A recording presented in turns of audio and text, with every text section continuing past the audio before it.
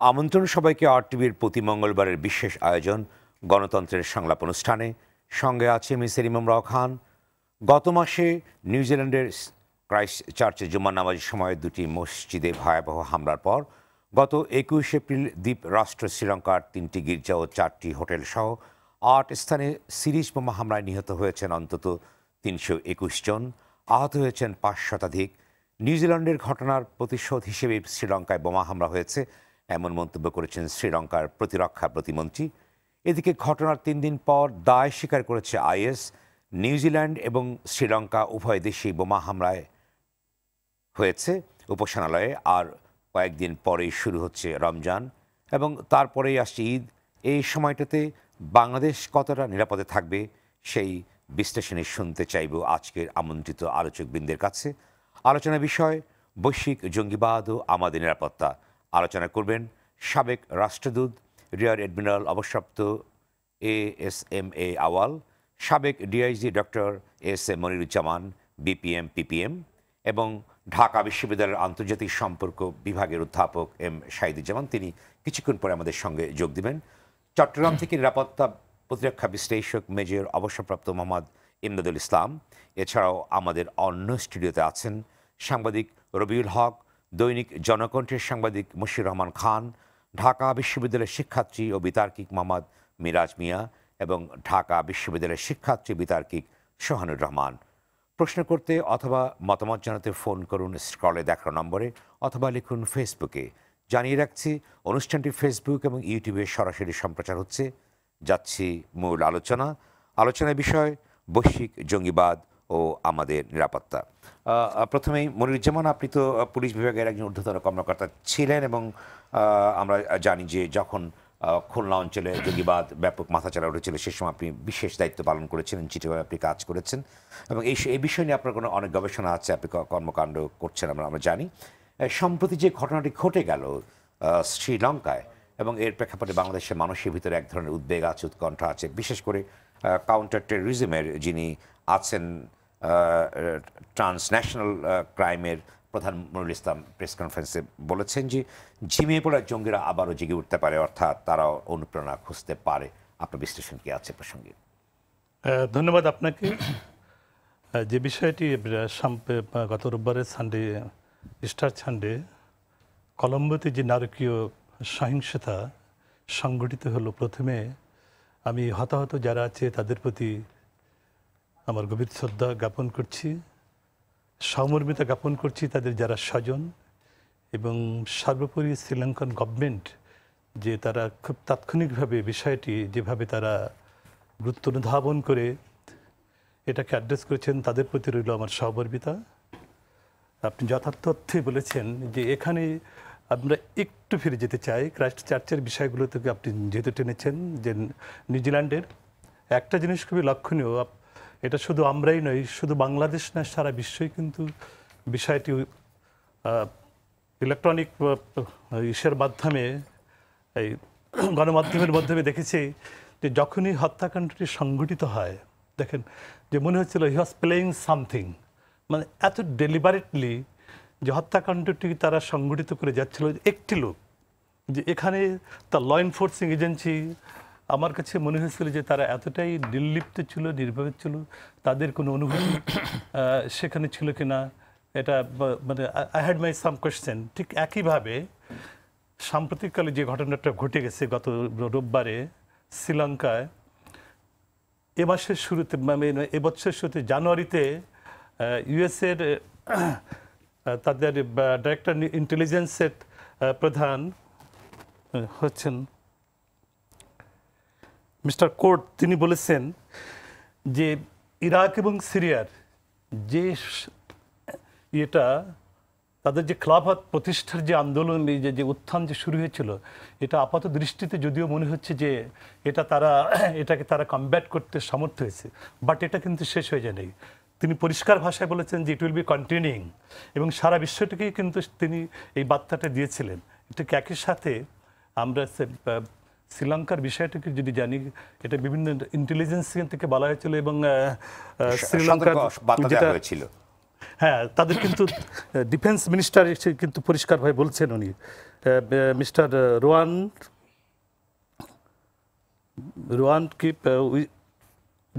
Defence হ্যাঁ, minister বলেছিলেন। Defence minister উনি বলেছিলেন যে বিষয়টি আমাদের কাছে ইন্টেলিজেন্স রিপোর্ট ছিল, বাট অ্যাকর্ডিংলি যতটুকু তৎপর হওয়া উচিত ছিল, এটাকে যতটুকু গুরুত্ব দেওয়া উচিত ছিল, সেই মাত্রায় গুরুত্ব কিন্তু তিনি দেননি। এবং এটা মানে তাদের ইসে আমি যেটা বলছি যে শ্রীলঙ্কান প্রশাসন সেটা দেয়নি। এবং একই কথাটা কিন্তু শ্রীলঙ্কান প্রধানমন্ত্রীর ভাষ্যতে আছে যে মানে we had a lot of living, আমাদের ল্যাপসেস ছিল, এবং এই ল্যাপসেসের জন্য যারা দায়ী তাদের বিরুদ্ধে ব্যবস্থা নেওয়া হবে। এটা নট অনলি শ্রীলঙ্কা বা আমি নিউজিল্যান্ডে ঘটনা ঘটে না, আমরা যদি সাম্প্রতিক কালে যদি মানে এই সারা বিশ্বে সংঘটিত যে সমস্ত ঘটনাগুলো, আমরা যদি বাংলাদেশের চিত্রটাও যদি দেখি, যে সমস্ত ঘটনাগুলো ঘটেছে সেখানেও কিন্তু কোথাও না কোথাও কিন্তু এই ধরনের ল্যাপসেসগুলো রয়ে গেছে। তাই যেটা আমি বলছিলাম, আপনি যে কথাটা বললেন যে যে জঙ্গিবাদের রূপ এটা কিন্তু আমাদের ধারণা ছিল, বা আমরাও এখনও আজকে যে শ্রীলঙ্কা যেটা শ্রীলঙ্কা কিন্তু এমন একটি দেশ যেটা দেখেন এখানে সিংহলিস, তামিল, মুসলিম এবং সর্বশেষে যেটা হচ্ছে খ্রিস্টান কমিউনিটি। ছোট্ট একটি প্রশ্ন করি যে বাংলাদেশে এই ধরনের কি প্রভাব পড়তে পারে, বিশেষ করে যখন কাউন্টার টেরোরিজম এবং ট্রান্সন্যাশনাল ক্রাইমের প্রধান যিনি বলেছেন যে ঝিমিয়ে পড়া বাংলাদেশে জঙ্গিরা রয়েছে, তারা আবার জেগে উঠতে পারে, কিংবা এই প্রসঙ্গে আপনার কি? আমি হ্যাঁ, আপনি সুন্দর করেছেন। আমি যে বিষয়টি বলছেন যে বাংলাদেশটা আছে, আমরা যদি আমাদের ভূ প্রকৃতি অর্থগতভাবে যদি আমরা যদি জিওগ্রাফিক, সোশিও জিওগ্রাফিক এবং ইকোনমিক অ্যান্ড পলিটিক্যাল সমস্ত ইকুয়েশনগুলোকে যদি আমরা এটা করি, আমাদের দেশে যে ঘটনাটি সংঘটিত শুরু হয়েছিল 2012 সালে, সেখানে কিন্তু একটা রাজনৈতিক ইস্যু ছিল। এটা কিন্তু আমাদের ভুলে গেলে চলবে না। এবং এটা হচ্ছে যুদ্ধাপরাধীদের, 71-এর যুদ্ধাপরাধীদের যখন বিচার শুরু হয়, তখনই কিন্তু জামাত ইসলাম এখানে এই সহিংসতা শুরু করেছিল, এবং পরবর্তীর সাথে এটাকে ফুয়েলিং করে কিন্তু আরেকটি রাজনৈতিক সংগঠন। এবং তার সাথে কিন্তু আমাদের দেশের মানে লোকাল যেটা স্থানীয়ভাবে যে সমস্ত জঙ্গিগুলো, ওইভাবে বলবো না আমি, যে তাদের ইন্টারন্যাশনাল লিঙ্ক ছিল। আমরা কিন্তু আমি যেটা দেখেছি, খুলনায় আমি যেটা দেখেছি, আমি প্র্যাকটিক্যালি আমি ওই সময় রাজশাহীতে পুলিশ কমিশনার ছিলাম, খুলনা রেঞ্জায় ছিলাম, আমি এটা দেখেছি যে তাদের যে কথা বলা হয়তো বিভিন্নভাবে, যে আমাদের দেশে যারা বা অন্য যারা বলার চেষ্টা করতেন যে যেটা আইএস, বাট ইনফ্যাক্ট কিন্তু আমাদের দেশে ওই ধরনের লিঙ্কেজ আমি আমার কর্মকালীন সময় পাই নাই, এখনও বর্তমানে যারা কাজ করেছেন তাদের এখান থেকে নেই। তো বিষয়টা হচ্ছে যে জঙ্গিবাদ কিন্তু কখনোই এটাকে একেবারে সমূলের উৎপাদিত করা যায় না, নির্মূল করা যায় না। তার সবচেয়ে বড় উদাহরণটা হচ্ছে যে 9/11-এর পরে আমরা যদি লক্ষ্য করি, 9/11-এর পরে আমেরিকা শুরু করে সারা যুদ্ধব্যাপী they have declared the war, এবং তারা শুরু করে 2001 সাল থেকে প্রায় 1.5 দশক পেরিয়ে গেছে, এখনো পর্যন্ত কিন্তু এখানে এটাকে স্থগিত করা যায়নি। এবং আপনাকে একটা পরিসংখ্যান দেই আমরা, যে গত 4 মাসে যারা আন্তর্জাতিক নিরাপত্তা নিয়ে বা এই জঙ্গিবাদ নিয়ে যারা বিশ্লেষণ করেন বা গবেষণা করেন, তাদের তথ্য মতে গত 4 মাসে 264টা হামলা সংঘটিত হয়েছে সারা বিশ্বে। আমি আবার আসবো আপনার কাছে, আসবো শাহিদুজ্জামান, আপনি বলুন যে শ্রীলঙ্কার প্রেক্ষাপটে আলোচনা করছিলাম এবং বাংলাদেশের পার্সপেক্টিভও আছে। আপনি কি বলেন যে সাউথ এশিয়ায় জঙ্গিবাদের যে আতঙ্কের কথা আমরা শুনছি, এবং বিভিন্ন সময় বলা হয়েছে যে এখানে আল কায়দা আছে, আইএস আছে, বিভিন্ন ধরনের কথা আমরা শুনে থাকি, কিন্তু সম্প্রতি যে ঘটনা ঘটলো এর সঙ্গে কোনো আন্তর্জাতিক কোনো লিঙ্কেজগুলো আপনি দেখেন কিনা, বা এর কি প্রতিক্রিয়া সৃষ্টি হতে পারে লং টার্মে বাংলাদেশ কিংবা অন্য দেশের উপরে কি হতে পারে? দেখেন, আন্তর্জাতিক লিঙ্কেজের ধারণাটা আসছে কারণ এখন হঠাৎ করে গত 2 দিন থেকে আইএসকে টেনে আনা হয়েছে। এখানে একটা বড় কন্ট্রোভার্সিয়াল ব্যাপার হচ্ছে যে দ্য পারসেপশন অফ আইএস একটা আন্তর্জাতিক terrorist organisation post Syria stage আর প্রি আইএস ডিফিট স্টেজ, অর্থাৎ আইএসের যে ডিফিট হয়েছে সিরিয়াতে আর ইরাকে, ডিফিট হওয়ার আগে আইএসকে যেভাবে দেখা হতো যে আইএস এটা বলছে, আইএসের ব্লেম নিয়েছে, কিন্তু পোস্ট আইএস কোল্যাপস স্টেট এখানে একটা বড় প্রশ্নবোধক চিহ্ন চলে আসে। তো এখন যদি আপনি বলছেন যে আইএস, তাহলে আইএস কিভাবে কোল্যাপস করলো? আইএসের লিঙ্কেজেসগুলা যদি থেকে থাকে কোন কোন রাষ্ট্রে, কোনখান থেকে তাহলে এটা ক্লেম করা হয়েছে যে ভিক্টরি? পুরো ব্যাপারটাই কিন্তু একেবারে ইট ইজ এ মিস্ট্রি। এখানে আন্তর্জাতিক লিঙ্কেজের প্রশ্নটা খুব ভেগ হয়ে যায় এজন্যে যে যেখানে অলরেডি আপনার লোকাল ইন্ডিজেনাস ইসলামিক গ্রুপসদেরকে ব্লেম করা হয়েছে এবং দেখা যাচ্ছে যে এরা এত বেশি সফিস্টিকেটেড কাজ করতে পারে না বাইরের একটা ইনফ্লুয়েন্স না থাকলে।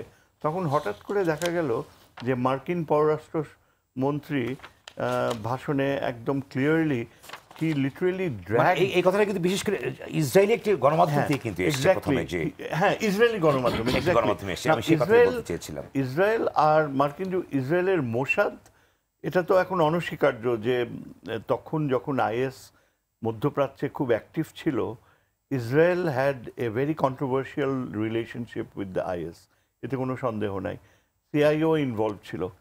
এখন এই যে আইএসের কলাপস করার কথা বলা হচ্ছে, তারপরেও কিন্তু দেখা যায় যে ইসরায়েলের একটা বড় অ্যাম্বিশন থ্রু মোসাদ হচ্ছে যে এই সাফাদি গ্রুপদের, সালাফিকদের, ওয়াহাবিজদের এবং আইএসের মাধ্যমে এদেরকে আপগ্রেড করা, ইসলামিক যে টেররিজমের ধারণাকে প্রস্ফুটিত করা।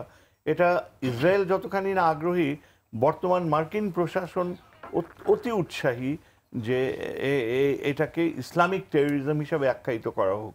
সুতরাং এখানে আমার একটা বড় সন্দেহ হচ্ছে যে we have to C the real facts, যে এই যে সুইসাইড বম্বার্সরা, যাকে আজকে বিক্রমাসিংহে প্রাইম মিনিস্টার বলল যে কিছু কিছু আইডেন্টিফাই করা হয়েছে, যদি আইডেন্টিফাই করা হয়েছে লেটস হ্যাভ দ্য ডিটেইলস। কারা তারা কি ইন্ডিজেনাস ছিল? বাইরে থেকে যারা কল কবজা যদি নেড়ে থাকে আইএস, সেখানকার স্পেসিফিক এভিডেন্স আমরা জানতে চাই, আমরা দেখতে চাই। এইভাবে এই যে after the Syrian and Iraqi collapse, ISIS collapse, এখনও আইসিসকে ওইভাবে প্রজেক্ট করাটা উইদাউট স্পেসিফাইং দ্য কান্ট্রি। একটি প্রশ্ন, সেটা হচ্ছে যে আমরা যে প্রসঙ্গে এসেছিলাম যে ইসরায়েলি গণমাধ্যম বলেছে এবং তারা কিন্তু স্পেসিফিক বলেছে যে 7 জন সুইসাইডাল বোম্বার এখানে জড়িত ছিল, তারা বোম্বিং করেছে এবং এই যে স্পেসিফাইড করেছে এবং তার প্রেক্ষাপটে কিন্তু তাদের পরিচিতি জানতে চাই। কারণ কিছুক্ষণ আগে আমি একটা প্রোগ্রাম দেখে আসলাম, আমাদের আরেকজন এখানকার বেশ পরিচিত নিরাপত্তা বিশেষজ্ঞ মেজর জেনারেল শিকদার, উনি কিন্তু বারবার ইঙ্গিত দিচ্ছিলেন যে তিনি এখনো মনে করেন যে তামিল রেনিগেডসরা এখানে ইনভলভ থাকতে পারে। এই কারণে to remove our doubts we want to know the exact identity যেভাবেই হোক। কিন্তু তার আগে এরকম কনক্লুশনস যে ড্র করা হচ্ছে না, পুরো ব্যাপারটাই এখন আন্তর্জাতিক প্রেক্ষাপটে যদি আমরা চিন্তা করি, it would be a means to suggest যে নিউজিল্যান্ডে যা ঘটেছে, খ্রিশ্চান সুপ্রিমেসিস্ট, তারই পাল্টা প্রতিশোধ নেওয়া হয়েছে। এই ধরনের ন্যারেটিভ গড়ে তোলাটা কিন্তু সিম্পলিফিকেশন, এবং এই ন্যারেটিভ গড়ে তোলাটা কি মনে হয় এখন এই অল্টারনেটিভসগুলো আমাদের কনফার্ম করতে হবে। কেননা this is a question of is reviving itself and having a rebirth, এবং এটা ক্যাপাবিলিটি স্বীকৃতি দেয়া যে তারা একটা এই ধরনের আনগার্ডেড পজিশন, একটা সফট স্টেটে এই ধরনের পারফরমেন্স করতে পারে। এই স্বীকৃতিটা যদি আইএসকে দিতে হয়, তাহলে you must have specific evidence. Unfortunately যারা বলছে তারা ইনকমপ্লিট এভিডেন্স দিচ্ছে। শ্রীলঙ্কার prime minister, he was very vague today. তার উদ্দেশ্য হচ্ছে পুরা বিষয়টাকে প্রেসিডেন্টের ঘাড়ে চাপানো, কিন্তু এক্স্যাক্টলি যে এখানে সুইসাইড কারা ছিল, টেকনিক্যাল ডিটেইলসগুলা, ওগুলো উনি হেসে হেসে বলছেন যে আপনারা জানতে পারবেন, ইনভেস্টিগেশন চলছে, এগুলো বের হয়ে আসবে। এখন স্পষ্ট না, আমরা বলতে চাইছি স্পষ্ট না। এবং আমার কেন যেন মনে হচ্ছে যে ঠিক যেমন ইরাক আর সিরিয়াতে আইএসের পুরা ন্যারেটিভটা, it had some source in Israel and the CIA, সেখানে তাদের একটা পৃষ্ঠপোষকতা ছিল। এই ক্ষেত্রেও this is the post Syria stage of legitimizing the IS. হ্যাঁ, আইএসকে এখন আবার নতুন করে লেজিটিমেসি দিচ্ছে, এবং এখানে কারা কল কবজা নাড়ছে সেটা জানতে হবে, এবং আমাদেরকে বুঝতে হবে যে সত্যি এরা, আজকে যেমন আমি একটা শুনলাম যে মুসলিম পপুলেশন শ্রীলঙ্কায় কিন্তু 9.7%, একটা বড় অংশ পলিটিক্সের সাথে জড়িত, একজন তাদের থেকে স্পিকারও ছিল, 2টি বড় বড় দলেই কিন্তু মুসলিম পার্টিসিপেশন রয়েছে। একটা ক্ষুদ্র অংশ যারা সাউথে আর ইস্টে রয়েছে, descendants of the settlers from the Arab countries, তারাই একমাত্র একটা অত্যন্ত ক্ষুদ্র অংশ যারা ওই যে একটা ব্যাকওয়ার্ড সালাফি আইডেন্টিটির দিকে যাচ্ছে। ওদের মধ্যে থেকে বের হয়ে আসা এই ধরনের টেকনিক্যাল এক্সপার্টিস ডিসপ্লে করতে পারাটা, যেটাকে এনটি যে বলা হয়, যেটা ন্যাশনাল যে ওই যে গ্রুপটা ইত্তেহাদ জামাত যেটাকে বলা হয়, এটা কিন্তু ইভেন আপনার শ্রীলঙ্কান এক্সপার্টসরাও দে আর পাজলড। আমি আবার আসবো স্যার আপনার কাছে। জনাব রিয়ার এডমিরাল অবসপ্ত ASM আওয়াল, আপনি বলুন যে আপনার কি মনে হচ্ছে যে কথাগুলো বলবার চেষ্টা করলেন, বিশেষ করে আপনি ওখানে এক সময় ছিলেন এবং যেটাকে বলা হচ্ছে যে এনটিজের কথা বলা হচ্ছে, কিন্তু যেটা ডক্টর এম শাহিদ যেমন বললেন যে ওখানে মুসলিম পপুলেশন 9.7% এবং আপনি ওখানে ছিলেন, আপনার কি মনে হয়? ধন্যবাদ। আপনি দেখুন এখন যে আজকের যে ডেভেলপমেন্টটা হচ্ছে, যেটা শ্রীলঙ্কার প্রধানমন্ত্রী এবং ডিফেন্স মিনিস্টার, ডিফেন্স প্রতিমন্ত্রী, তারা যেটা বলতে চাচ্ছেন যেটা ক্রাইস্ট চার্চের যে ঘটনা, এটার প্রতিশোধ হিসাবে এটা ঘটানো হয়েছে। তো এটা আমি এটার সাথে একমত না। কেন না সেটা আমি বলছি। আপনি দেখেন এই যে ইয়েগুলো ঘটে, আপনার সন্ত্রাসী আক্রমণ যেগুলো ঘটে, জঙ্গিবাদের আক্রমণ যেগুলো ঘটে, এগুলোর অনেক পরিকল্পনা দরকার হয়। ক্রাইস্ট চার্চে যে ঘটিয়েছে তার বহুদিনের পরিকল্পনা, সে ইউরোপের বিভিন্ন জায়গায় গিয়েছে, দেখেছে, এরপরে নিউজিল্যান্ডকে বেছে নিয়েছে। যদি নিউজিল্যান্ড মানে ওখানে সফট কান্ট্রি, যেটা সফট কান্ট্রি, এবং তাদের র্যাঙ্কিংও অত্যন্ত ভালো। লাস্ট যে 2018 যে গ্লোবাল টেরোরিজম ইন্ডেক্স, সেখানে তাদের পজিশন হচ্ছে 114, 128টা দেশের ভিতরে 114, ভেরি গুড র্যাঙ্কিং। বাট ওখানে যেহেতু এটা নিয়ে কোনো চিন্তাই নাই তাদের, যে ধরনের একটা ঘটনা ঘটতে পারে, তো সেখানে he has struck with his thing. এখন তার 5 সপ্তাহ পরে আপনি শ্রীলঙ্কায় এই ধরনের একটা ঘটনা ঘটাবেন, যেটার স্কেল, যেটার যে ইয়েটা, সেটা আমার বিশ্লেষণে আই ক্যান কম্পেয়ার উইথ 2008-এর মুম্বাই অ্যাটাক, যেটা এখানে মাল্টি ডাইমেনশনাল, মাল্টি টার্গেটস, উপাসনালয়, হোটেল, বিভিন্ন জায়গা নিয়ে। তো মুম্বাই অ্যাটাকের যদি আমরা বিশ্লেষণ করি, সেখানে অনেক দিনের পরিকল্পনা করতে হয়েছে, একটা অনেক সময় নিয়ে।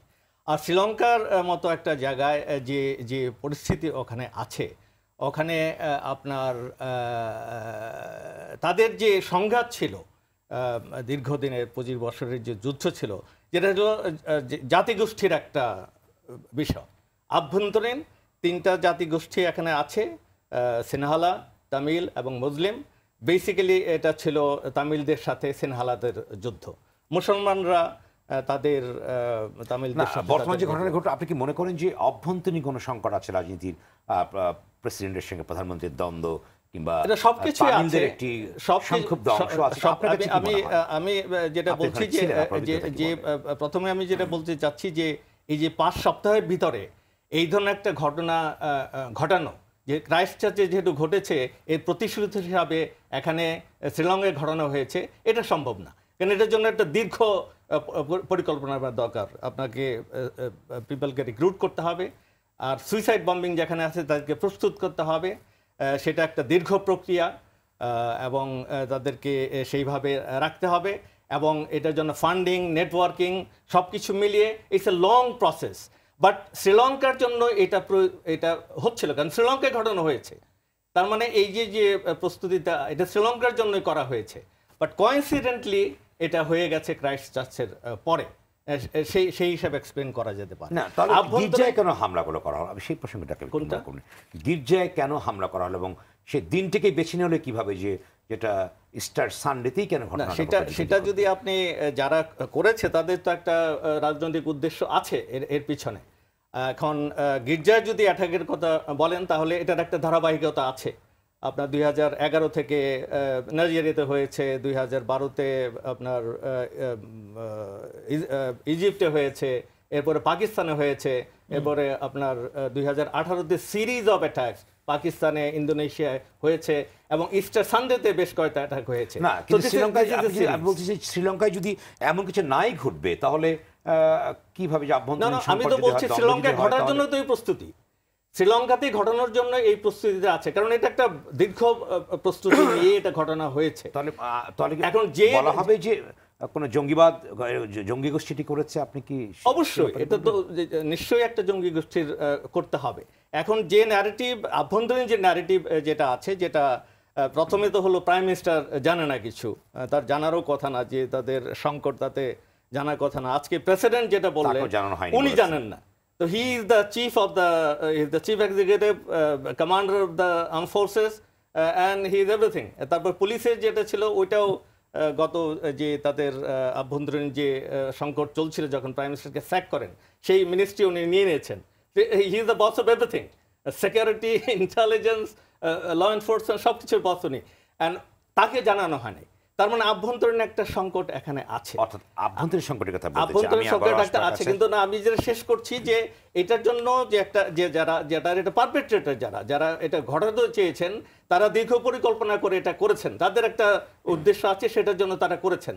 সেটার জন্য এই যে তাদের যে টার্গেটটা এখন আইএস যদি হয়ে থাকে, he has given a statement, এটা হচ্ছে যে Christian and the alliance target করে তারা এটা করেছে। তো সেই হিসাবে সে অঙ্কটা মিলে যায়। তার সাথে যে আভ্যন্তরীণ যে ভালনারেবিলিটিটা আছে, যে ডিসফাংশনাল গভর্নমেন্টের যে একটা ফ্যাক্টর আছে, এবং বিভিন্ন ধরনের আরও যে ফল্ট লাইন যেগুলো আছে, সেগুলো আরও আলোচনা আমি আবারও আসবো আপনার কাছে। আমাদের সঙ্গে সংযুক্ত আছেন চট্টগ্রাম থেকে মেজর অবসরপ্রাপ্ত মোহাম্মদ ইমদাদুল ইসলাম, নিরাপত্তা প্রতিরক্ষা বিশ্লেষক। নিশ্চয়ই আমাকে শুনতে পাচ্ছেন ইমদাদুল ইসলাম, আপনি কি মনে করেন, নিরাপত্তা এবং প্রতিরক্ষা বিশ্লেষক, আপনি কি মনে করেন যে শ্রীলঙ্কার যে ঘটনা ঘটেছে এবং বাংলাদেশ নিয়ে অনেকে শঙ্কা প্রকাশ করছে যে এর যে প্রতিক্রিয়া বাংলাদেশ পর্যন্ত কিনা আসতে পারে কিনা, এমন একটা কথা আছে। এবং আমরা আমাদের ভূমিকায় বলেছি যে সামনেই ঈদ আছে, রোজা আছে, ধর্মীয় অনুষ্ঠানগুলো আছে, সেক্ষেত্রে একটি রাজনীতির কোনো একটা চাপের ভিতরে বাংলাদেশ পড়তে পারে কিনা, বা এই সাবকন্টিনেন্ট কিংবা সাউথ এশিয়ার কোনো প্রতিক্রিয়া সৃষ্টি হতে পারে কিনা, আপনি কি বলবেন? জি, ধন্যবাদ। আমি প্রথমেই প্রফেসর সাইদুজ্জামান, আমার অত্যন্ত শ্রদ্ধাভাজন ব্যক্তি, এবং অ্যাডমিরাল আউয়াল, ওনাদের আলোচনা, তাত্ত্বিক আলোচনাগুলি শুনেছি। তো এখানে একটা জিনিস, সেটা হচ্ছে যে শ্রীলঙ্কার বিষয়টা অনেকটা এখনো পর্যন্ত অবস্কিউর। এটা তারা নিজেরাই বলছে, তারা গোয়েন্দা কিছু ইনফরমেশন তারা পেয়েছে, but it was not disseminated to the right person, এবং they have not taken up any action or any precaution, এবং সেটা নির্বিঘ্নে জিনিসটা হয়ে গেছে। তো সেখানে ওনাদের দুজনের আলোচনা এবং আমার একটা পারসেপশন থেকে আমার মনে হচ্ছে এটা, যে এটা হয়তো এমনও দেখা যাবে যে শ্রীলঙ্কার প্রতিরক্ষা প্রতিমন্ত্রী বলেছেন আইএস, উনি কিন্তু বলেছেন এটি সরকারের পক্ষ থেকে বলা হয়েছে যে আইএস এটি ঘটিয়েছে। তখন কিভাবে বলবেন? It is not proven. এটা হয়তো উদুরপিণ্ডি ভুদরগারে চড়ানোর জন্য অনেক ধরনের কথা আসবে, যেটা প্রফেসর সাইদুজ্জামান যেটা বলেছেন, বাইরের শক্তি এখানে যদি ইনভলভও থাকে, সেই বাইরের শক্তিটা এখানে করবে কি, যে এখানে ইসলাম এবং মিলিটেন্সি দুটাকে জগাখিচুড়ি পাঠিয়ে ওই যে ক্রাইস্ট চার্চে যে রিকাভারিটা হয়েছে, যে ইমেজটা ইসলামের গড়ে উঠেছিল, সেটার উপরে এখন হয়তো আরেকটা আঘাত এনে তাকে আবার পিছিয়ে ফেলে দেওয়ার একটা প্রচেষ্টা এখানে থাকতে পারে এদের মাধ্যমে।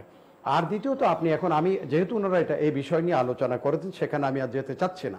আমাদের বিষয়ে আমি আসি, আমরা এখন আমাদের ঘরের ব্যাপারেই আসবো। না, আমি একটা ছোট প্রশ্ন আপনাকে করি, সেটি হচ্ছে যে একদিকে শ্রীলঙ্কার কর্তৃপক্ষ বলছেন আইএস, অন্যদিকে বলছে আন্তর্জাতিক চক্রান্তের ভিতরে সঙ্গে আছে, অন্যদিকে ইসরায়েলি গণমাধ্যম বলছে এখানে আইএস এবং 7 জন সুইসাইড বোম্বার্স এখানে ছিলেন। তাহলে এই বিষয়টিকে আপনি কিভাবে দেখবেন একজন নিরাপত্তা বিশ্লেষক হিসেবে? সেখানে কি কার্যকারণ সম্পর্ক বা ষড়যন্ত্র থিওরি কাজ করে, আপনি কি বলবেন সংক্ষেপে ছোট্ট করে বলবেন? এটা বলা একেবারেই সহজ। যে কোনো কিছু হয়, এক সময় একটা ট্রেন্ড চালু হয়ে গেছে। প্রথমেই আমরা এই ধরনের সুইসাইড বমিং যখনই হয়, তখন আমরা সাথে সাথে বলি কি এটা হয়তো ইসলামিক মিলিটেন্সির কারণ। It is branded like that. এইটাকে যে আপনি জায়নিস্টে যদি কিছু একটা করে, সেটাকেও এখন হয়ে যাচ্ছে জঙ্গিবাদ করছে।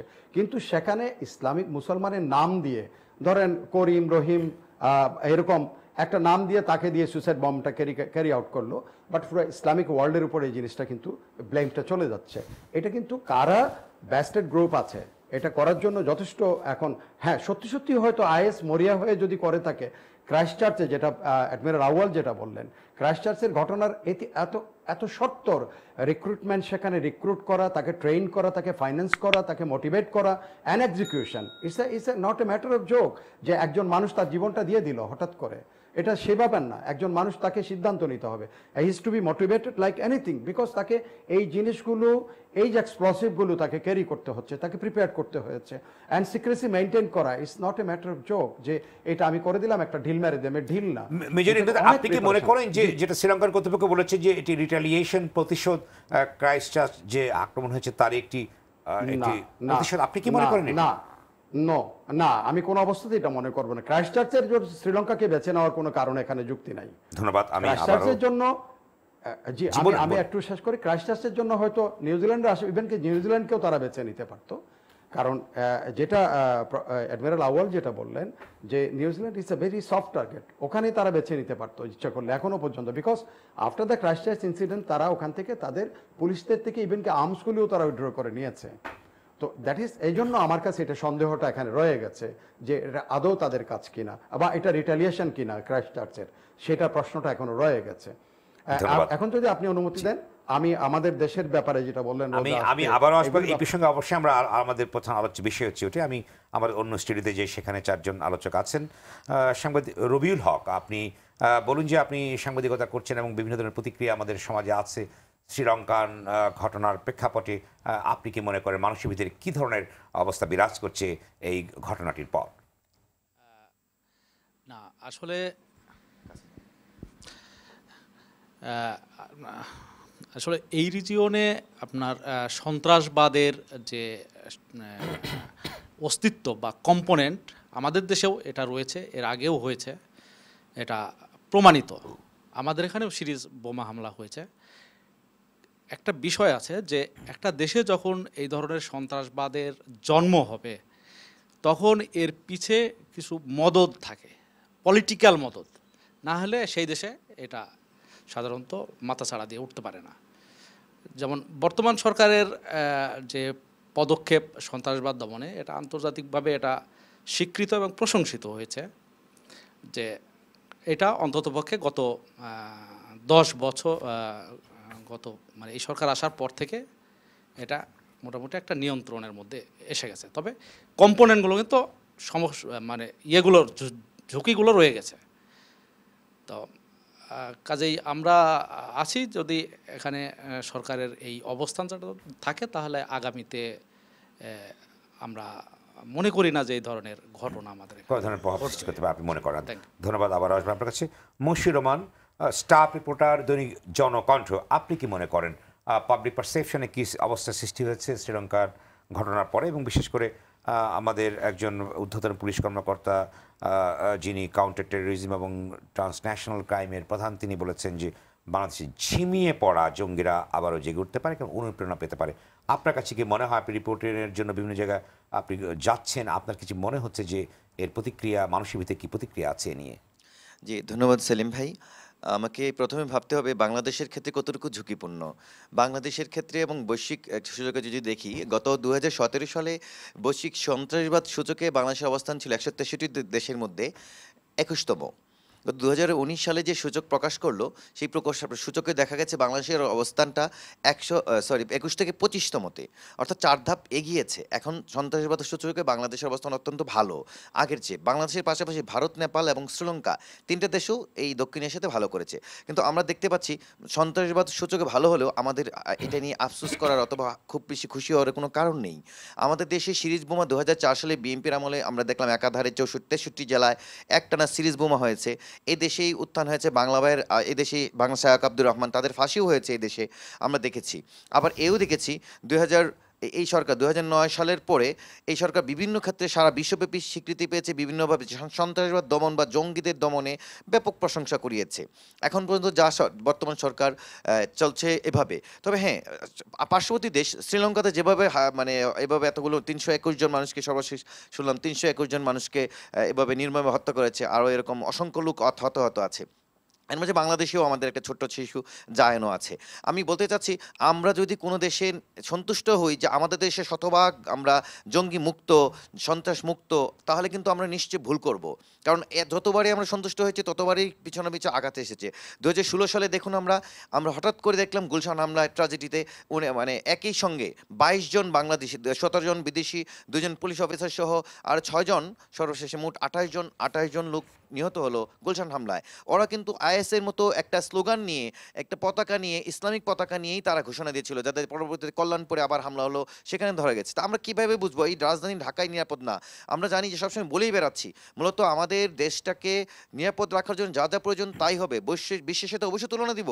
আমরা যদি শান্তিপ্রিয় ঠান্ডা দেশ বলি, নিউজিল্যান্ডের মতো এত শান্তিপ্রিয় দেশে যদি এভাবে হামলা হতে পারে একজন অস্ট্রেলিয়ান নাগরিকের দ্বারা, এই বাংলাদেশে বিদেশি নাগরিক দ্বারা, আশেপাশের দেশ থেকে আসা আইএস অথবা অন্যান্য সংস্থার গুপ্তচররা যে আমাদের হামলা চালাবে না, তা আমরা কোনোভাবেই নিরাপত্তা দিতে পারি না, নিশ্চয়তা দিতেই পারি না। পার্শ্ববর্তী দেশ ভারত যেমন আমাদের বন্ধু, ওখানেও আমাদের বেশ কিছু শত্রু থাকতে পারে। পাকিস্তান আমাদের শত্রু সবসময় ছিল, এখনো আছে। ধন্যবাদ মিরাজ মিয়া। আমি আবারও আসবো আপনার কাছে। মোহাম্মদ মিরাজ মিয়া, আপনি বলুন, ঢাকা বিশ্ববিদ্যালয়ের শিক্ষার্থী বিতার্কিক, আপনি বলুন, আপনি কিভাবে এই বিষয়টিকে দেখছেন? আপনারা বিষয়টি আসলে আমরা যেটা ভাবি যে বাংলাদেশ তো অত্যন্ত শান্তিপ্রিয় দেশ, ঠিক যে গত 3 বছর আগে যেটা আমরা দেখেছিলাম যে শোলাকিয়া ঈদগাহে হামলা অথবা যে হোলি আর্টিজান যে হামলা হয়েছিল, সে হামলার পর থেকে বাংলাদেশ পুলিশ এবং র্যাবের যে কন্টিনিউয়াসলি যে অভিযান, যে জঙ্গিবাদের বিরুদ্ধে যে অভিযান, সেই অভিযানের ফলে আমরা দেখি যে বাংলাদেশে যে জঙ্গি সংগঠনগুলো রয়েছে, যে জেএমবি অথবা হারকাতুল জিহাদ অথবা যে আনসারুল্লাহ যে বাংলা টিম, যে জঙ্গি সংগঠনগুলো রয়েছে, ঠিক সেগুলো একটু দুর্বল হয়ে পড়ে। ঠিক তেমনইভাবে বাংলাদেশ পুলিশের যে কাউন্টার টেরোরিজম বিভাগের কর্মকর্তারা বলছে, ঠিক এই যে বাংলাদেশে যে জঙ্গি সংগঠনগুলো রয়েছে তাদের হচ্ছে একটা লার্জ স্কেল অপারেশন করার মতো যে ক্ষমতা, যে আর্থিক যে ফান্ড অথবা তাদের যে রসদ বা যে শৃঙ্খলা, সেটা নেই। তবে আমি মনে করি যে আসলে যে জঙ্গি সংগঠনগুলো থাকে যে দেশের, তারা হচ্ছে সক্রিয় অথবা নিষ্ক্রিয় যে জঙ্গি সংগঠন যেটাই হোক না কেন, যে 9/11-এর পর থেকে যে সারা বিশ্বে যে জঙ্গি তৎপরতা, সেটা সারা বিশ্বে দেখা যাচ্ছে। কিন্তু দেখা যাচ্ছে দেশীয় যে জঙ্গি সংগঠনগুলো এবং আন্তর্জাতিক যে জঙ্গি সংগঠনগুলো, যখন তাদের আইডিয়াগুলো এক হয়ে যায়, তাদের আদর্শ যখন মিল থাকে, তখন দেখা যায় যে দেশের জঙ্গি সংগঠনগুলোর সাথে আন্তর্জাতিক জঙ্গি সংগঠনগুলোর একটা মিল হয়ে যায়। ঠিক যখনই যদি আমরা একটু বাংলাদেশের দিকে তাকাই, যে জেএমবি যে জঙ্গি সংগঠনগুলো যে বাংলাদেশে একযোগে যে 64টা জেলায় হামলা করেছিল, ঠিক সেই জেএমবি জঙ্গি সংগঠনগুলো কিন্তু আমাদের যে গোয়েন্দা সংস্থা বাংলাদেশে, তারা বলছে যে পাকিস্তানের যে লস্করি তাইবা যে জঙ্গি সংগঠন রয়েছে, যে তার সাথে একটা মিল রয়েছে। আপনার পরিস্থিতি এখন কেমন মনে হচ্ছে বাংলাদেশের? আমার মতে মনে হচ্ছে যে বাংলাদেশে যে জঙ্গি সংগঠনগুলো রয়েছে তাদের সাথে যে আন্তর্জাতিক যে জঙ্গি সংগঠনগুলো যে মিল রয়েছে, যে সেটার কারণে তারা আবার যে কোনো সময় মিরাজ মিয়া আবারও আসবো এবং আমরা সোহানুর রহমানের কাছে শুনবো, শিক্ষার্থী বিদারকে। আপনার কাছে আমরা শুনবো একটি বিরতির পর। দর্শক, গণতন্ত্রের সংলাপে নিচ্ছে ছোট্ট বিরতি, ফিরছি শীঘ্রই, সঙ্গেই থাকুন।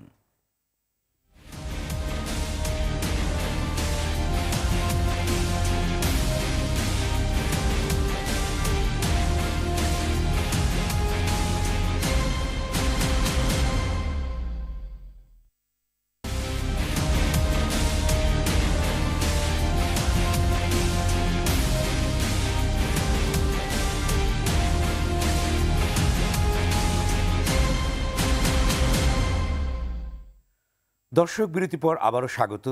দেখছেন মঙ্গলবারের বিশেষ আয়োজন গণতন্ত্রের সংলাপ অনুষ্ঠানের। সঙ্গে আছে মিস ইমাম খান। আলোচনা করছি বৈশ্বিক জঙ্গিবাদ ও আমাদের নিরাপত্তা। মনিরুজ্জামান, আপনি বলুন যে আপনি পুলিশ বিভাগে কর্মরত ছিলেন এবং বিশেষ সময় আপনি কর্মরত ছিলেন। আপনি কি মনে করেন, বিশেষ করে যেখানে যে এই ঘটনাগুলো ঘটছে এবং বাংলাদেশের জঙ্গিবাদের একটি বড় ধরনের আস্ফলন ছিল, সেটি স্তীমিত হয়ে আসছে, কিন্তু তবে একটি সংশয় রয়ে গেছে শ্রীলঙ্কার ঘটনার প্রেক্ষাপটে। কিন্তু আপনার কাছে এই প্রশ্নটি শুনবো, তার আগে আমরা আরেকজন আমাদের অন্য স্টুডিওতে আছেন, সোহানুর রহমান, তার কাছে শুনবো। সোহান, আপনি বলুন যে আপনার কি প্রতিক্রিয়া আছে বা আপনারা কি ভাবছেন এই ঘটনাটি নিয়ে? আসলে আমি মনে করি বাংলাদেশের যে কাউন্টার টেরোরিজমের অভিযানের ফলে এই যে আমাদের জঙ্গিবাদটা মূলত কিছুটা হ্রাস পেয়েছে, কিন্তু একেবারেই নির্মূল হয়ে যায় নাই। আর বর্তমানে আমাদের দেশে এই যে জঙ্গিবাদের আশঙ্কাটা অনেকটাই বেশি, কেননা জঙ্গিবাদটা কখনোই আন্তর্জাতিক মহলের নাম বলে চালিয়ে দিলে হবে না। মূলত জঙ্গিবাদটা হওয়ার একবারে প্রধান যে আমরা কি ভাবছে, সোনার আপনি বলুন যে আপনি কিন্তু তরুণ সমাজের প্রতিনিধি, আপনাদের কি ভাবনা আছে বা আপনারা কি ভাবছেন? আমার ভাবনাটা হলো, যখন আমরা এই যে আমাদের দেশীয় যে ব্যাকআপগুলা, দেশীয় যে বড় বড় যে শক্তিগুলো তাদেরকে রাজনৈতিক অর্থনৈতিক কিংবা অন্য যে ব্যাকআপগুলো দিচ্ছে, যদি এই ব্যাকআপগুলো যদি আমরা বন্ধ করতে পারি, তাহলে আমি মনে করি যে আমাদের যেই মানে যে জঙ্গিদের বার্তা আমরা রাষ্ট্র থেকে ক্রমে ক্রমে নির্মূল করতে পারবো। আর আরেকটা কথা হলো যে এই যে আমাদের মানে এই যে একটা জঙ্গি হামলার পরে যে আমরা যে ব্লেম গেমটা খেলি, যে একজন আরেকজনের উপর দোষ চাপাই দিই, এই জায়গাটা থেকে আমাদেরকে বের হয়ে আসতে হবে। দেখুন, সরকার বিরোধী দল এবং সবাইকে একসাথে এই যে জঙ্গিবাদ দমনে কাজ করতে হবে। একজনের উপর আরেকজনের দোষ চাপাই দিলে বরঞ্চ জঙ্গিরা সেই সুযোগটা কাজে লাগিয়ে বরঞ্চ দেখা যাচ্ছে পরবর্তীতে আরও বড় কোনো হামলার পরিকল্পনা। তা আমি মনে করি বাংলাদেশে এই যে জঙ্গিবাদ এখনও নির্মূল হয় নাই, বরঞ্চ তারা এই যে বলছে ঝিমিয়ে আছে, ঝিমিয়ে আসা থেকে এই যে আঞ্চলিক যে শক্তিগুলো ওদের সাহায্যে এবং কি পরবর্তী টার্গেটে তাদের জন্য তাদের কাজ করে যাচ্ছে। ধন্যবাদ আপনাকে। মনিরুজ্জামান, আপনি বলুন যে সময়ের একটা চমৎকার কথা বলেছে, যেটা আমরা বিভিন্ন সময় আলোচনা করে থাকি, ব্লেম গেম। অর্থাৎ যখনই কোনো ঘটনা বাংলাদেশে ঘটে তখনই ব্লেম করা হয় যারা প্রধান রাজনৈতিক দলগুলো ক্রিয়াশীল আছে, তারা একজন আরেকজনকে ব্লেম করে। এবং সোহান বললেন যে তরুণ সমাজের প্রতিনিধি হিসেবে বললেন যে এইগুলো আরও বড় ধরনের বিপর্যয় ডেকে আনতে পারে। এবং তার সঙ্গে আগে একটি আপনাকে প্রশ্ন করেছিলাম যে বাংলাদেশে কি ঘটতে পারে বা বাংলাদেশে কি প্রতিক্রিয়া আছে বা কি ভাবনা আছে আপনাদের। আচ্ছা, ধন্যবাদ আপনাকে। ঝুঁকির ভিতরে আছে বা ঝুঁকিমুক্ত আছে কিনা। আচ্ছা, ধন্যবাদ আপনাকে, যে বিষয়টি অত্যন্ত প্রাসঙ্গিক।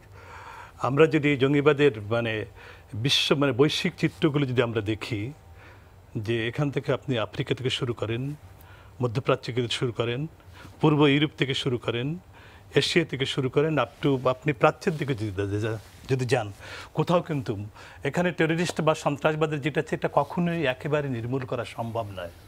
এটা মার্কিন যুক্তরাষ্ট্র তারা অনেক চেষ্টা করেও, মার্কিন যুক্তরাষ্ট্র 2001 সালে শুরু করেছিল, তাদের ক্ষতির কী পরিমাণ দাঁড়িয়েছে আমি একটি তথ্য দিলে আপনারা বুঝতে পারবেন। যে এই এক দশকে তাদের 4.77 trillion dollar they have spent, এটাকে এই জঙ্গিবাদকে কমব্যাট করার জন্য তারা খরচ করেছে। এবং তারা ইরাকে ফর নাথিং নিরীহভাবে শিশু থেকে শুরু করে মহিলা থেকে শুরু করে তারা প্রায় 1.5 মিলিয়ন জনগোষ্ঠীকে তারা হত্যা করেছে। সিরিয়াতে তারা একই করছে, আফগানিস্তানে আগুন জ্বলতেছে, পাকিস্তানে আগুন জ্বলতেছে। আপনি এখান থেকে যে আমরা যেটা শ্রীলঙ্কা থেকে যে ঘটনাটা ঘটলো, শ্রীলঙ্কা থেকে যদি আমরা যদি ইসের দিকে যাই, মিয়ানমারের দিকে যাই, what is happening this is very clear. থাইল্যান্ডে 3টি প্রদেশে এখনও সেখানে জঙ্গিবাদ খুব অত্যন্ত সক্রিয় রয়ে গেছে। এখান থেকে আরেকটু দূরে যদি যে আমরা ফিলিপাইনে, সেখানে ফিলিপাইনে যে মারাবি 2017 সালে মারাবি একটা শহর, কিন্তু মিন্দানাওয়ের একটা শহর কিন্তু জঙ্গিবাদে তারা জঙ্গি যেটাই হোক না লোকাল বলে আন্তর্জাতিক পরিসরে যাদের যেখানে হট এভার দে হ্যাড তাদের কানেক্টিভিটি, সেখানে কিন্তু তারা একটা শহরকে তারা দখল করে নিয়েছিল। ঠিক অনুরূপভাবে আরেকটু যদি দূরে যায় ইন্দোনেশিয়া থেকে, অর্থাৎ বৈশ্বিক পরিমণ্ডলে কিন্তু আমরা এখনো দেখছি যে জঙ্গিবাদকে সম্পূর্ণ সাউথ ইস্ট এটাকে আমরা কিন্তু নির্মূল করতে পারিনি। বাংলাদেশে আমাদের উদ্বেগ আছে, দ্যাট ইজ ট্রু, উৎকণ্ঠা আছে। তবে আমি একেবারে প্রচণ্ড মাত্রা একজন আশাবাদী মানুষ, আমাদের আতঙ্কিত হওয়ার কোনো কারণ নেই। কারণ নেই যে বাংলাদেশের মানুষ ধর্মভীরু, দ্যাট ইজ ট্রু, বাট ধর্মান্ধ নয়। জঙ্গিবাদকে বাংলাদেশের মানুষ কিন্তু একেবারে সাপোর্ট করে না। জঙ্গিবাদ বলেন বা এই ধরনের টেররিস্ট অ্যাক্টিভিটিস বলেন, এগুলোকে ইফেক্টিভলি করার জন্য, নার্চার করার জন্য যেটা দরকার, একটা প্ল্যাটফর্ম দরকার। বাংলাদেশের সেই প্ল্যাটফর্মটা কিন্তু এখন আপনি আগে বলেছেন যে রাজনৈতিকভাবে এই বিষয়গুলোকে রাইট, আমি সেটাই বলতে চাই। সেই জায়গাটা হচ্ছে রাজনৈতিক প্ল্যাটফর্ম, যে একটা প্ল্যাটফর্ম দরকার। যেটা ছিল জামাত এটাকে বাংলাদেশে যেটা করেছে তা প্রত্যক্ষভাবে তারা এসে এখানে করেছে, তারা ইন্ধন জুগিয়েছে। Not only they had participated and accordingly simultaneously করেছে, বিএনপি সেটাকে ফুয়েলিং করেছে। এবং এটা যে জিনিসটা হয়েছে যে একটি মানুষের, আমি এটা রাজনীতির কথাটা না, যদি প্রাসঙ্গিকভাবে যদি এসে যায় সেটা ক্ষমা করবেন, যে একটি মানুষ, জাতির জনকের কন্যা, বঙ্গবন্ধু কন্যা, মাননীয় প্রধানমন্ত্রী, তার অনমনীয় সাহস, দৃঢ়চিতা মনোবল, অসীম সাহসিকতা, দেশপ্রেম, একটা লোকের নেতৃত্বের গুণাবলী, তার এটাকে টোটাল দেশটাকেই মোটামুটি বলা যেতে পারে মানুষ, আপনারা আমি যে কথাটা আপনারা অনুষ্ঠান করেছেন যে মানুষ কিন্তু সকল মানুষ কিন্তু ঘরে ঢুকে গেছিল। ইভেন বিভিন্ন আমরা যে সরকারি দলেরও যদি বলি, বিরোধী দলের বলি, সবাই কিন্তু প্রচণ্ড মাত্রা আতঙ্কিত ছিল যে সর্বশেষে যারা সব কিছু তারা অগ্নি সন্ত্রাস করেছে, মানুষ পুড়িয়ে মেরেছে, বোমা মেরেছে, তারপরে যেটা তারা যেটা করেছিল গুপ্ত হত্যা, সেই গুপ্ত হত্যা যখন তারা শুরু করলো তখন কিন্তু মানুষ ইয়েছে। আমি কিন্তু আপনারা জানেন যে আমি কিন্তু ওই সময় কিন্তু যে জিনিসটা দরকার ছিল সেটা হচ্ছে পিপল পার্টিসিপেশন, কমিউনিটি ইনভলভমেন্ট। আমাদের বাংলাদেশ আমাদের আয়তনের ছোট্ট একটা দেশ, কিন্তু আমাদের জনগোষ্ঠী কিন্তু বিশাল জনগোষ্ঠী। এই বিশাল জনগোষ্ঠীর ভিতর যে কে কোথায় কোথায় জঙ্গি লুকিয়ে আছে, it's very very difficult to identify them. But thing is that এখানে আশাহত হওয়ার কোনো কারণ নেই। এখানে যে জিনিসটা আমি তখনও করেছি এখনও বলি, যেটা কমিউনিটি ইনভলভমেন্ট ইজ মাস্ট। আপনাকে টোটাল কমিউনিটিটাকে এখানে মোবিলাইজ করতে হবে। এখানে আমরা এটা এই প্রশ্নে, অর্থাৎ সিকিউরিটির প্রশ্নে, নিরাপত্তার প্রশ্নে আমাদের দেশে আমরা শান্তিপূর্ণভাবে বসবাস করার জন্য, শান্তিতে বসবাস করার জন্য আজকে দেশটা যেখানে সে দাঁড়িয়েছে সেখান থেকে কিন্তু আমাদের ফিরে যাওয়ার কোনো সুযোগ নেই। আমরা I can not leave this country. আমি আমার নেক্সট জেনারেশনটাকে এভাবে আমি একটা রক্তাক্ত পরিসরে একটা অশান্ত পরিবেশে আমি আমার জেনারেশনটাকে, নেক্সট জেনারেশনকে আমি রেখে দিতে চাই না। That is why what we have to do. আমাদের এখানে যে জিনিসটা দরকার আছে, আজকে যদি এই শ্রীলঙ্কার প্রসঙ্গে যদি আসেন, আজকে বাংলাদেশে যেটা দরকার, যেটা যেভাবে আছে আজকে আমাদের সবচাইতে যেটা আছে, সোশ্যাল মিডিয়াটাকে কন্ট্রোল করতে হবে। সোশ্যাল মিডিয়াটাকে ইফেক্টিভলি কন্ট্রোল করতে হবে, যে আমার পর্যবেক্ষণ যেটা। তারপর যেটা বললাম, কমিউনিটি ইনভলভমেন্টটাকে বাড়াতে হবে।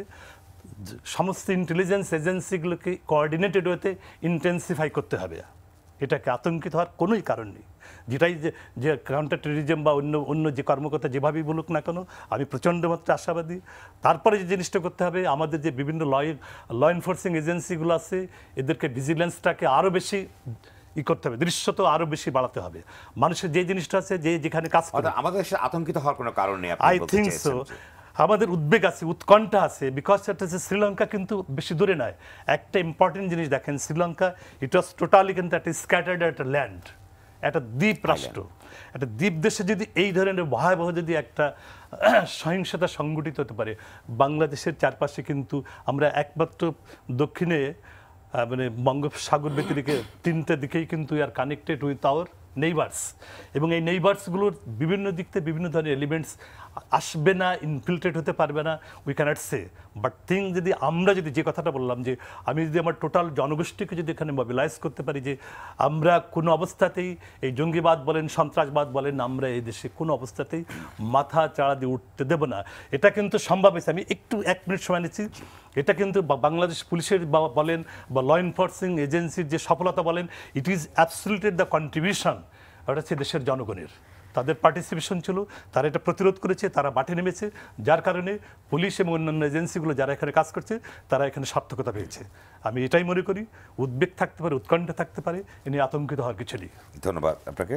এম শাহিদুল জাহান, আপনি কি মনে করেন? আপনি দেশীয় কনটেক্সটগুলো তো আমাদের আছেই, তার সঙ্গে আর একটি প্রসঙ্গে বলতে চাই, যেখানে বলা হলো আইএসের কথা, কিন্তু আমরা জানি যে আইএস এবং আল কায়দা এবং তালিবান এগুলো কিন্তু ডিক্লাইন একটি ফোর্সের ভিতরে আছে, যদিও একমাত্র বোকো হারামটা একটু অ্যাক্টিভ আছে। সেক্ষেত্রে হঠাৎ করে আইএসের কথা প্রসঙ্গটি কেন উঠে আসছে যে তারা করছে, কিংবা এই বিষয়টি আলোচনা আসলো কেন? এটা it's a very well organised set up, যেখানে প্রেসিডেন্ট ট্রাম্প ডিক্টেটেড সিআইএ আর নেতানিয়াহু ডিক্টেটেড মোসাদ, তারা কিন্তু অনেক আগে থেকে একটা কমন প্ল্যাটফর্ম তৈরি করে দীর্ঘ সময় এই সিরিয়া আর ইরাকে যে যুদ্ধটা সেটা তারা নিয়ন্ত্রণ করছে until the Russian scheme.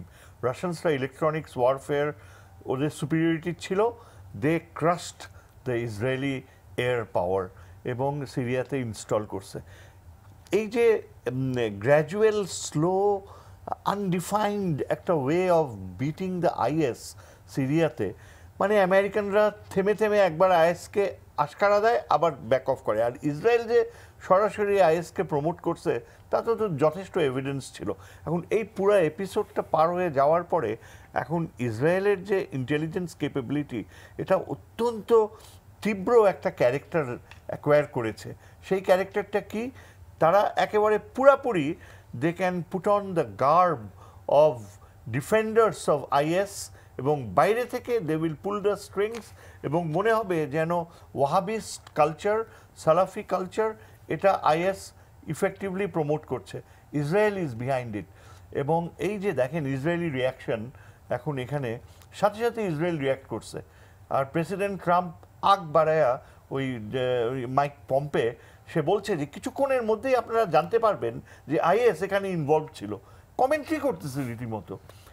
On the other hand, you look at the European powers, Britain, Germany, France, এরা কিন্তু সবচেয়ে effective allies against this sort of Islamic is fundamentalism. তারা কিন্তু they R maintaining a low profile. আমার এখানেই কিন্তু সন্দেহটা জাগছে যে আগামী দিনগুলোতে Sri Lankan government is shattered.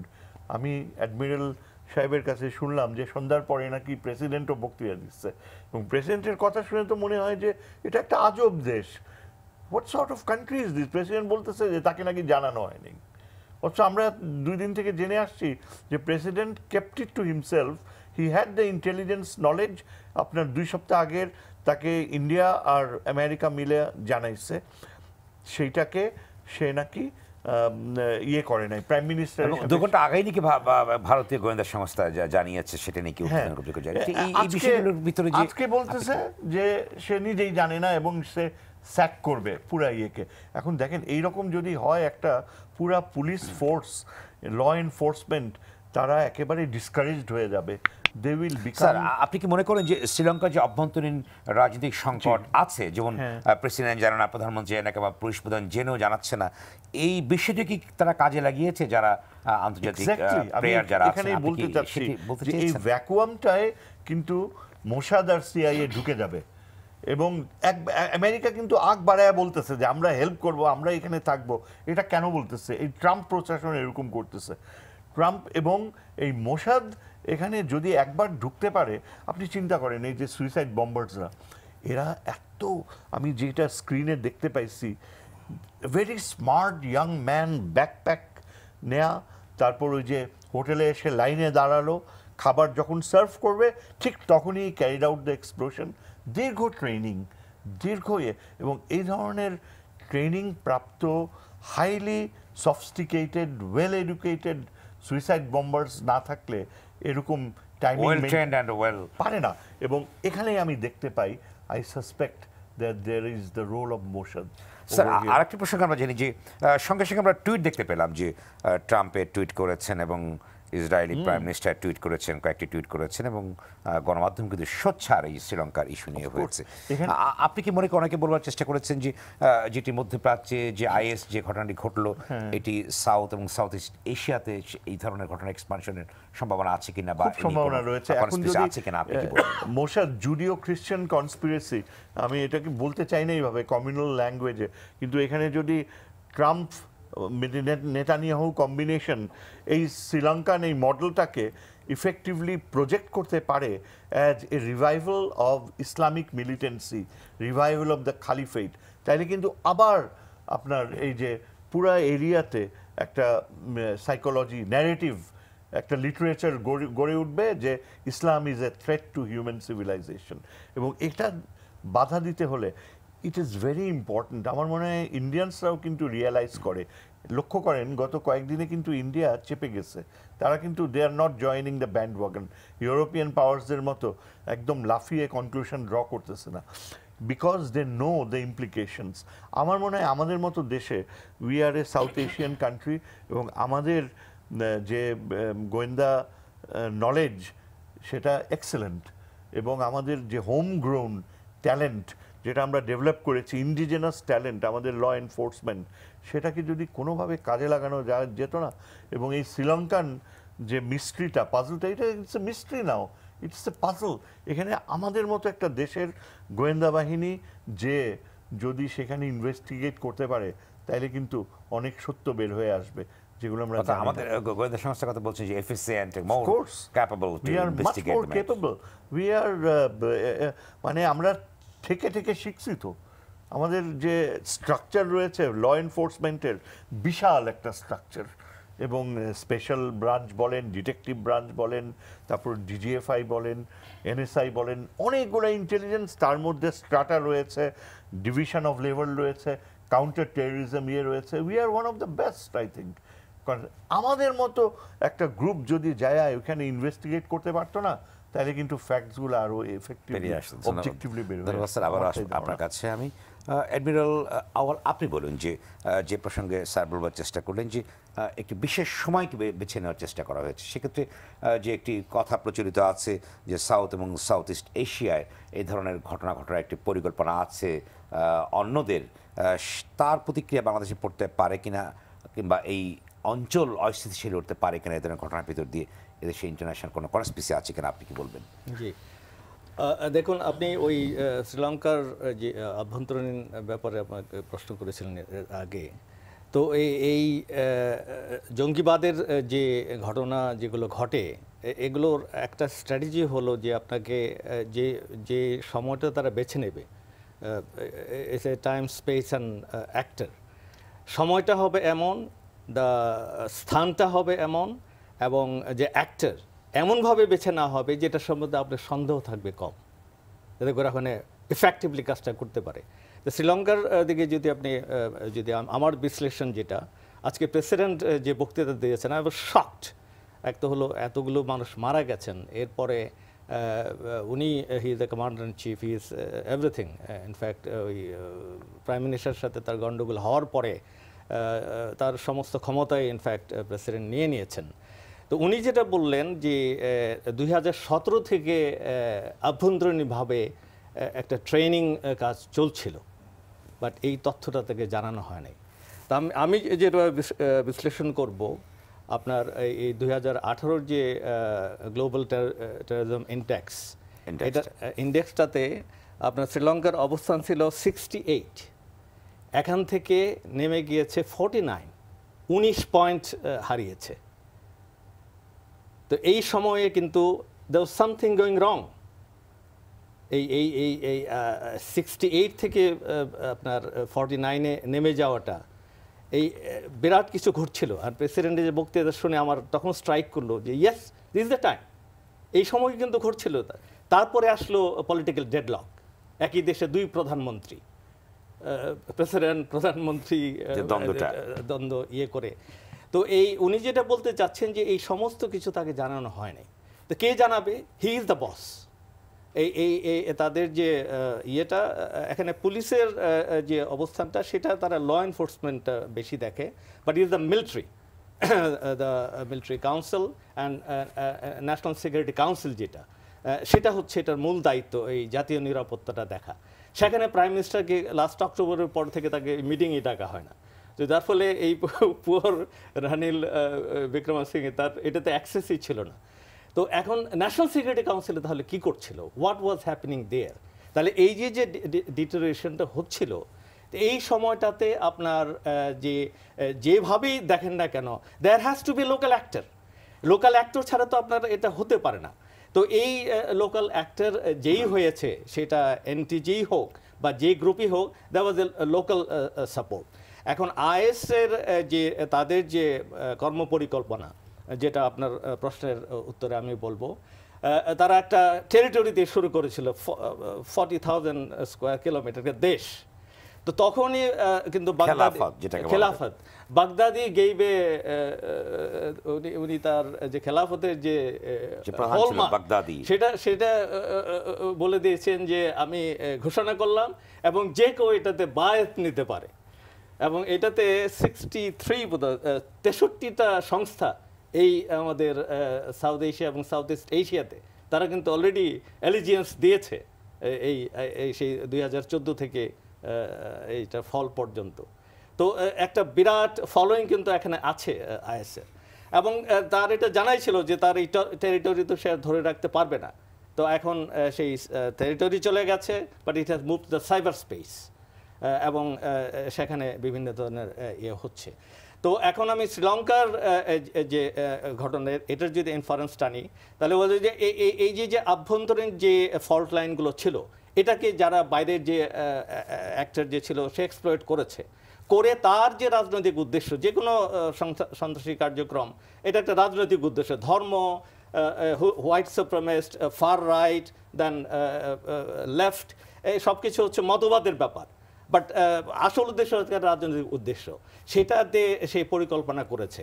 There has been internal narrative, একটা ইন্টারনাল গ্রুপ তাকে সাপোর্ট করতে হবে এবং jack up with the outside, এইভাবে জিনিসটা হয়েছে। এবং সেটাতে করে আমার একটা জিনিস হয় না, যেটা বাংলাদেশের ব্যাপারে আমি বলবো, এই এপ্রিলের 9 তারিখেই ইউএস যে একটা রিভাইজ করেছে তাদের security advice, travel adviser in all, তো সেখানে কিন্তু 35টা দেশকে ইনক্লুড করে, ইনক্লুডিং বাংলাদেশ।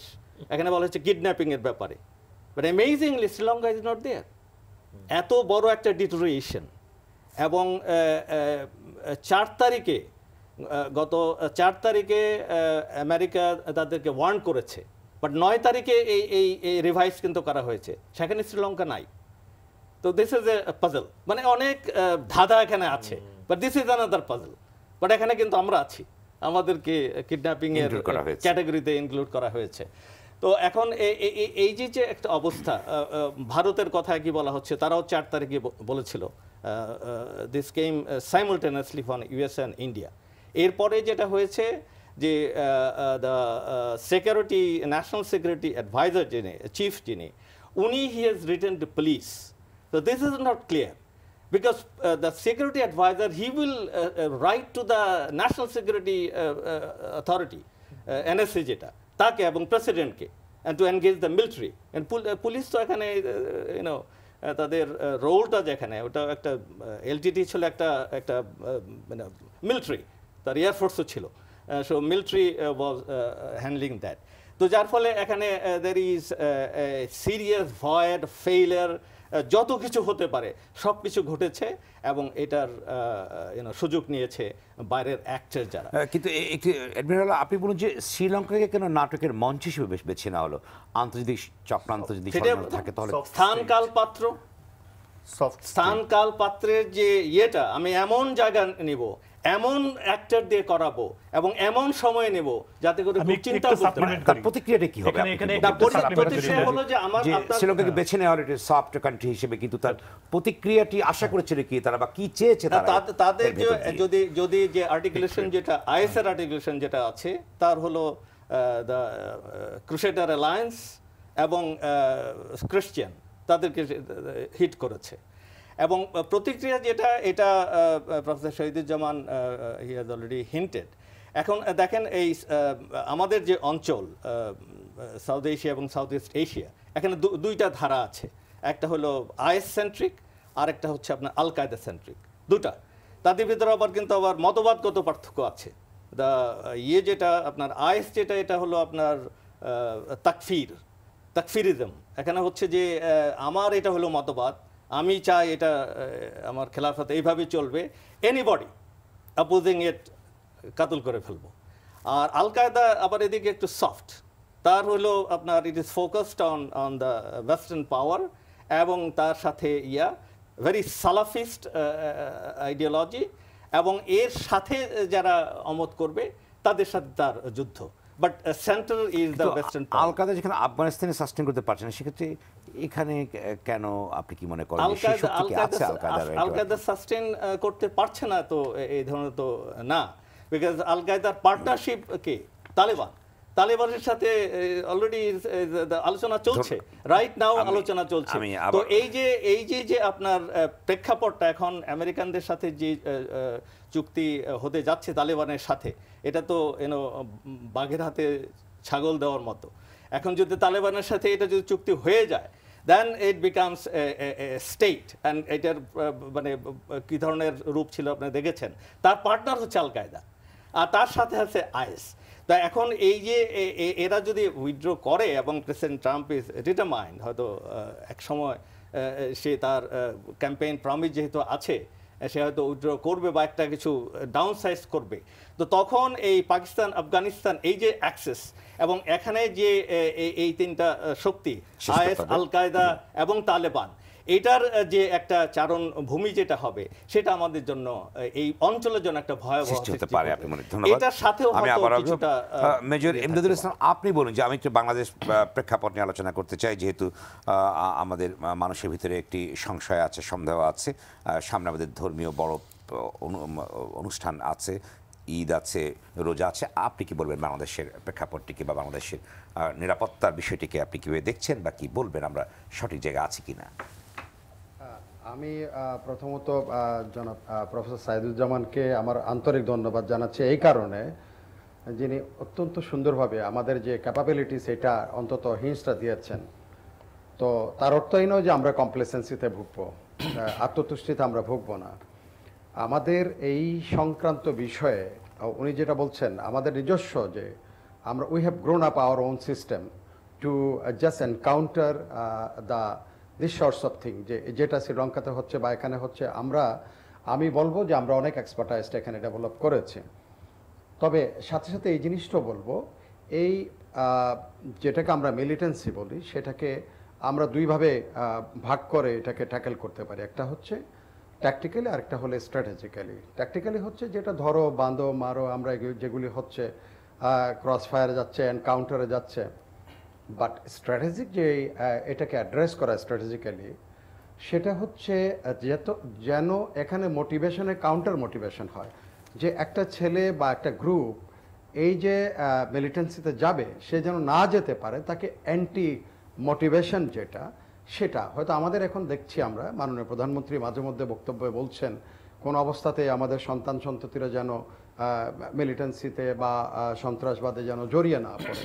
বাট এইটার একটা ন্যাশনাল কারিকুলাম আমার মনে হয় একটা সেল হোক বা যেভাবে হোক এটা গড়ে তুলে, ট্যাকটিক্যাল সাইডটা আমাদের perfectly we are all right, I must say, but strategical সাইডটাকে যেভাবে অ্যাড্রেস করার কথা সেভাবে অ্যাড্রেস কিন্তু করা হচ্ছে না।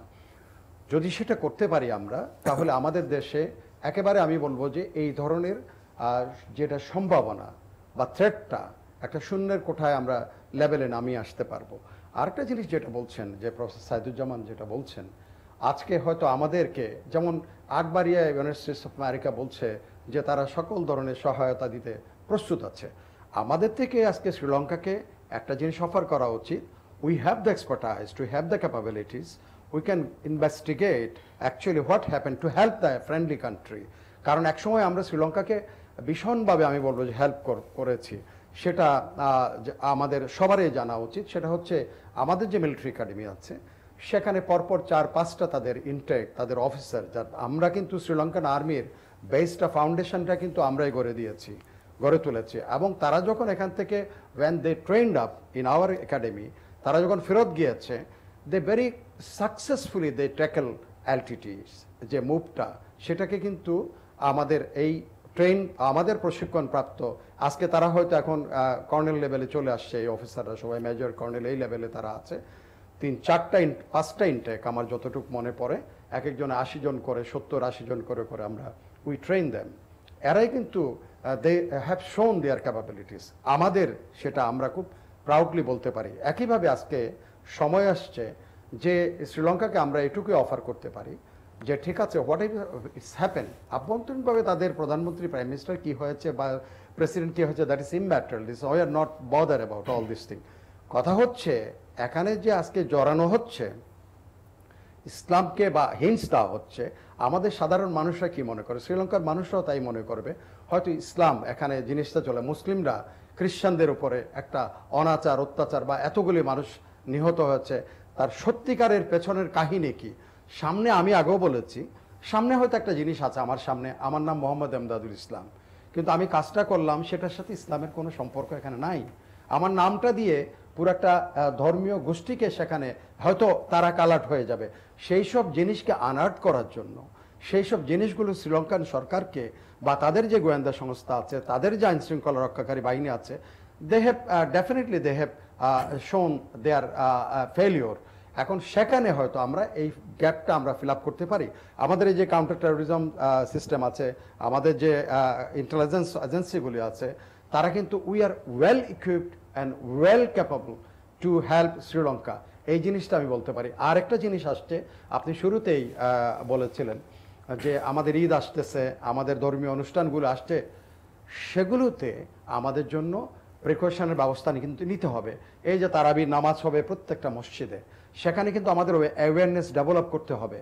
কারণ মানে এখন থেকে সতর্ক হতে হবে আপনি বলতে চেয়েছেন যে জি অবশ্যই অবশ্যই এখন থেকে অ্যাওয়ারনেস হয়তো লোকালি সেই মসজিদগুলোকে ভিত্তি করে ছোট ছোট কমিটি করে দিতে হবে, কোনো আনওয়ারেন্টেড বা আনওয়ান্টেড বা কোনো ধরনের সন্দেহজনক মুভমেন্ট সেখানে আছে কিনা সেগুলোকে তারা ট্যাকেল করবে। এগুলো অ্যাওয়ারনেস তাদের মধ্যে ডেভেলপ করতে ইসলাম, আমি আবারও আসবো, আমাদের সময় প্রায় আমরা শেষ পর্যায়ে চলে এসেছি। সাংবাদিক রবিউল হক, আপনি বলুন যে আমি অন্য স্টুডিওতে আছেন তরুণ সাংবাদিক রবিউল হক, আপনি বলুন যে আপনাদের ভাবনা কি, বিশেষ করে আমরা নিরাপত্তা আমাদের কতটুকু আছে বা আপনারা কি মনে করেন আমরা কতটুকু নিরাপত্তা বলয়ের ভিতরে আছি কিংবা কোনো ঝুঁকির ভিতরে আছি কিনা, আপনাদের কি মনে হয় তরুণ প্রজন্মের সাংবাদিক হিসেবে? বাংলাদেশে আসলে সন্ত্রাসবাদের ঝুঁকি আসলে মুক্ত কোনো দেশই নয়। এটা শান্তিপূর্ণ দেশ হিসেবে পরিচিত নিউজিল্যান্ডে আমরা দেখলাম, তারপরে শ্রীলঙ্কাতেও আমরা দেখছি। কাজেই এখানে এইভাবে বলা মানে সম্ভব না যে কোনো দেশ নিরাপদ। এখন এটা হচ্ছে একটা গ্লোবাল একটা ক্রাইসিস, গ্লোবাল ক্রাইসিস, কিন্তু আমরা কোন অবস্থানে আছি? আমরা বড় বড় ক্রাইসিসগুলো কিন্তু ওভারকাম করেছি, আমাদের ইন্টেলিজেন্সের প্রশংসা করা হয়েছে, আপনি জানেন। সেক্ষেত্রে এখন আমাদের অবস্থা কি আছে? নিরাপত্তা ঝুঁকি বিকে নিরাপত্তার ভিতরে আছে কিনা আপনার কাছে কি মনে হয়? সন্ত্রাসবাদ আসলে আমরা ঝুঁকিতে আছি। এই অঞ্চল, এই রিজিয়নটা এমনিই ঝুঁকিতে আছে এবং বাংলাদেশ ধীরে ধীরে যে এক্সপার্টিসটা ডেভেলপ করেছে সেটা এখন আমরা একটা কনক্রিট একটা জায়গায় রয়েছি। বিশেষ করে আমাদের প্রধানমন্ত্রীর সন্ত্রাসবাদের যে জিরো টলারেন্সের পরে যে এক্সপার্টিস ডেভেলপ ভাই বলছিলেন, এক্সপার্টিস যে ডেভেলপ করেছে সেইটা এখন আমরা একটা কনক্রিট জায়গায় এসেছি। এইটা এখন সাস্টেন করাটা একটা বড় একটা দায়িত্বের মধ্যে পড়ে। ধন্যবাদ রবিউল হক, ধন্যবাদ। মশিউর রহমান, দৈনিক জনকণ্ঠ, আপনি বলুন যে আমরা ঝুঁকিতে আছি কিনা, নিরাপত্তার কি অবস্থায় আমাদের আছে, আপনারা কি মনে করছেন? যে আমাদের দৃষ্টিতে ঝুঁকিতে বা ঝুঁকিমুক্ত দুটা সরাসরি বলাও কঠিন। আমরা অনেক সময় অল্পতে সন্তুষ্ট হয়ে বলতে পারি ঝুঁকিমুক্ত, কিন্তু আক্রমণের পরে আবার আমরা অনেক হায়তাশ করি। তবে হ্যাঁ, একটা জিনিস স্বীকার করতেই হবে যে কোনো সময়ের তুলনায় আমরা উদাহরণ দিয়ে ফেলি যে সিরিজ বোমা হামলা হয়েছে। সিরিজ বোমা হামলার সময়ও কিন্তু বাংলাদেশ ততটা ঝুঁকিপূর্ণ ছিল না যতটুকু এখন, তার চেয়ে অনেক কম ছিল। এখন আমরা ঝুঁকিমুক্ত কেন বলছি না? আমরা এই প্রতিটা কাজে, প্রত্যেকটা জিনিসে টেকনোলজিক্যাল সাপোর্ট এবং আমাদের যে জনবল, আমাদের যে নিয়োগ, বিভিন্ন টেরোরিজমের, অ্যান্টি টেরোরিজমের যেসব জনবল নিয়োগ করা, টেকনোলজি প্রজেক্ট প্রয়োগ করা, সেক্ষেত্রে আমরা অনেক সফল, আমরা অনেকটা এগিয়েছি। এখন যে কোনো ব্যক্তি চলাফেরা, কথা বলা, সামাজিক যোগাযোগ মাধ্যম সহ সবকিছু নিয়ন্ত্রণ করার খুব সহজেই করা। ওখানে একটু আসতে চাই। মশিউর রহমান, আপনি বলুন যে সামাজিক যোগাযোগ মাধ্যমের কি ভূমিকা, যেটা মনিরুজ্জামান বললেন যে এই জিনিসটাকে মেইনটেইন করতে হবে বা কি অবস্থায় আছে এখন আমাদের ব্যবহার করছেন তরুণ প্রজন্ম? তো অবশ্যই আমরা দেখতে পাচ্ছি বেশি ব্যবহার করে। অ্যান্টি টেরোরিজমের জন্য সরকার যেমন সংস্থাগুলো আছে, তো ওনারা কিন্তু খুব নীরবে, খুব গোপনে সামাজিক যোগাযোগ মাধ্যমগুলো খুব তদারকি করছে। আমাদেরকে সাইবার ক্রাইম একটা ইউনিট আমাদের গঠন করা হচ্ছে বিশেষভাবে এই সরকারের আমলে, খুব সুন্দর একটা ইউনিট। যে কোনো ব্যক্তি জঙ্গি কার্যক্রম করার জন্য, যদি আপনার ক্রাইম করার জন্য, জঙ্গিবাদ কার্যক্রমে সম্পৃক্ত হতে গিয়ে যদি সামাজিক যোগাযোগ মাধ্যম অথবা ইন্টারনেটকে ইউজ করে, খুব সহজেই ফাইন্ড আউট করতে পারেন ওনারা।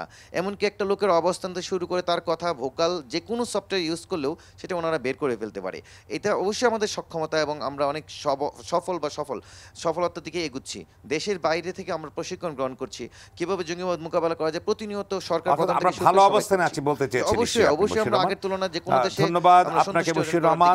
মোহাম্মদ মিরাজ মিয়া, শিক্ষার্থী বিতার্কিক, আপনি বলুন যে আমরা কোন অবস্থানে আছি, বিশেষ করে সোশ্যাল মিডিয়া ব্যবহারের ক্ষেত্রে আমরা কোন অবস্থানে আছি, এখানে কোনো ঝুঁকি আছে কিনা? সামনে আমাদের ঈদ আছে, আমাদের ধর্মীয় অনুষ্ঠানগুলো আছে, রোজা আছে, আপনি কি বলবেন? যে আমরা যদি দেখি যে শ্রীলঙ্কার যে প্রতিরক্ষা মন্ত্রী বিজয় বর্ধন বলেছিলেন it was all about clear cut retaliation, যে নিউজিল্যান্ডে ক্রাইস্ট চার্চে যে হামলা হয়েছিল ঠিক সেটা থেকেই হচ্ছে যে শ্রীলঙ্কায় যে ইস্টার সানডে পালনকারীদের উপর যে হামলা হয়েছিল, ঠিক আমরা দেখতে পাই যে যারা জঙ্গি সংগঠন তারা কোনো রিচুয়াল অথবা ধর্মীয় কালচারাল যেখানে মানুষ গ্যাদার হয় ঠিক সেখানে আক্রমণটা করে যাতে ম্যাস কিলিং করা যায়। ঠিক আমাদের যেভাবে রমজানের পর যে ঈদ আসবে অথবা কোনো রিচুয়াল, কোনো ধর্মীয় বিষয় আসবে, ঠিক সেই জায়গা থেকে যাতে কেউ আবার এইরকম প্রতিশোধ নিতে না পারে, সেজন্য আমি মনে করি যে বাংলাদেশের আইন শৃঙ্খলা বাহিনীকে আরেকটু সচেতন হতে হবে এবং যে সোশ্যাল মিডিয়া সেই ক্ষেত্রেও হচ্ছে আমাদের একটু সচেতন থাকতে হবে। ধন্যবাদ আপনাকে। শোনুর রহমান, শিক্ষার্থী বিতার্কিক, আপনি বলুন আমরা কি ঝুঁকির ভিতরে আছে কিনা? আমি মনে করি কি, প্রথমত যে আমরা বলছি যে আমাদের যে সাইবার ইউনিট আছে, আমাদের যে ইন্টেলিজেন্স আছে, তারা অনেকভাবে মানে আইটি তো অনেক প্রযুক্তি, কিন্তু আমি মনে করি যে যে জঙ্গিরাও কিন্তু আইটিতে, যারা জঙ্গিরা তারা অনেকভাবে আইটি ইউজ করে। আমরা জানি যে তারা এনক্রিপ্টেড রেডিও কনভারসেশন ইউজ করে যে আইএসের সাথে কিংবা আন্তর্জাতিক লিঙ্ক মানে স্থাপন করতেছে, কিন্তু সেই ক্ষেত্রে আমাদের যে গোয়েন্দা সংস্থাগুলো এগুলো কিন্তু আইডেন্টিফাই করতে পারতেছে না। তাহলে আমাদের কি উচিত যে এই যে আমাদের যে এই জায়গাগুলোতে যে জায়গায় বিশেষ করে যে আমাদের আইটি সেক্টরকে যারা এই যে জঙ্গিরা আইটিটা ইউজ করতেছে এবং কি তারা হাই লেভেলের আইটি ইউজ করতেছে, সেক্ষেত্রে যে আমরা যে এই জায়গাটা আইডেন্টিফাই করতে পারি। আর একটা বড় কথা হলো কি আমরা যখন একটা কিছু হয়ে যায় তখন ধরুন এই যে বৃষ্টি হইতেছে আমাদের কুমিল্লায়, কিন্তু আমরা ছাতা ধরি ঢাকায়, মানে একটা যদি জঙ্গি আক্রমণ হয়েই যায় সাথে সাথে আমরা কেউ একজন বলে দেয় যে এরা তো মাদ্রাসা কওমি কিংবা নুরানি, কিন্তু আমরা যদি দেখে থাকি বেশিরভাগই এখানে কিন্তু ইংলিশ মিডিয়াম কিংবা প্রাইভেট ইউনিভার্সিটিগুলোতে কিন্তু এই যে আক্রমণ হওয়ারগুলোর মধ্যে এই যে ইংলিশ মিডিয়াম প্রাইভেট ইউনিভার্সিটিগুলোতে কিন্তু আলাদা কোনো নজরদারি দেওয়া হয় নাই। সেক্ষেত্রে আমি মনে করি এখন থেকে যদি এই যে আমাদের সামনে যে উৎসবগুলো আসতেছে এইগুলোকে যদি আমরা যদি নজরদারি করতে পারি এবং যে পটেনশিয়াল যে টেরোরিস্টগুলো আছে তাদেরকে যদি আমরা এই যে আলাদা নজরদারিতে আনি এবং তাদেরকে যদি আইনের আওতায় আনতে পারি, তাহলে আমি মনে করি যে আমরা যে সামনে যে আমাদের উৎসবগুলো আছে এগুলোতে এই ধরনের আর কোনো ম্যাস কিলিং হওয়ার সম্ভাবনা থাকে না। আমাদের গোয়েন্দা সংস্থাকে অবশ্যই এই ক্ষেত্রে ভালোভাবে কাজ করতে হবে।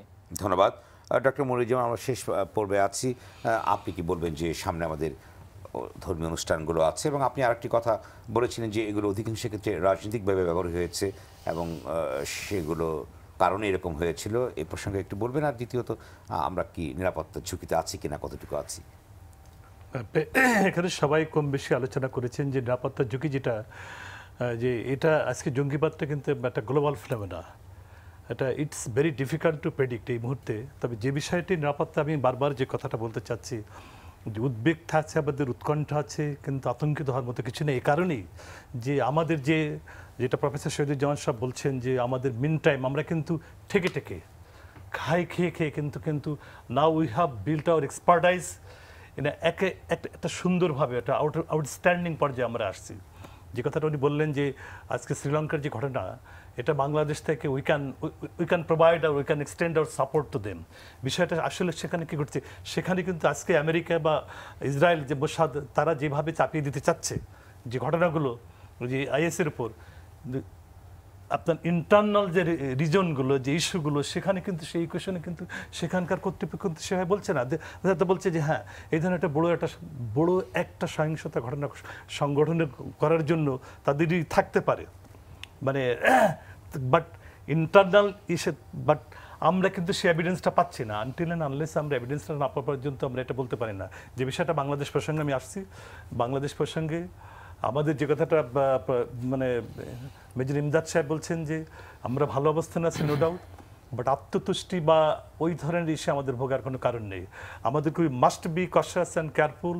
আমাদের যে কথাটা আপনি বলেছেন যে আমাদের রমজান, আমাদের তারাবি নামাজ, আমাদের ঈদ উল ফিতর, এটা বড় ধরনের কিন্তু একটা গ্যাদারিং হয়, যে কথাটা সফট টার্গেট হিসেবে তারা বেছে নিয়েছে। আপনি যে প্রসঙ্গটা এখানে উত্থাপন করছিলেন যে why they have targeted Sri Lanka, it was a very soft target.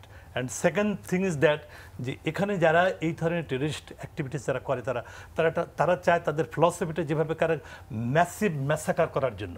R massive massacre করার জন্য কিন্তু তারা ইস্টার সানডে যেখানে চার্চে লোক সমবেত হয়েছে বেশি করে, এবং আরেকটা দিকে একটা দেখেন ইদানিং যে জিনিসটা কিন্তু শ্রীলঙ্কা কিন্তু যে very good country for tourism.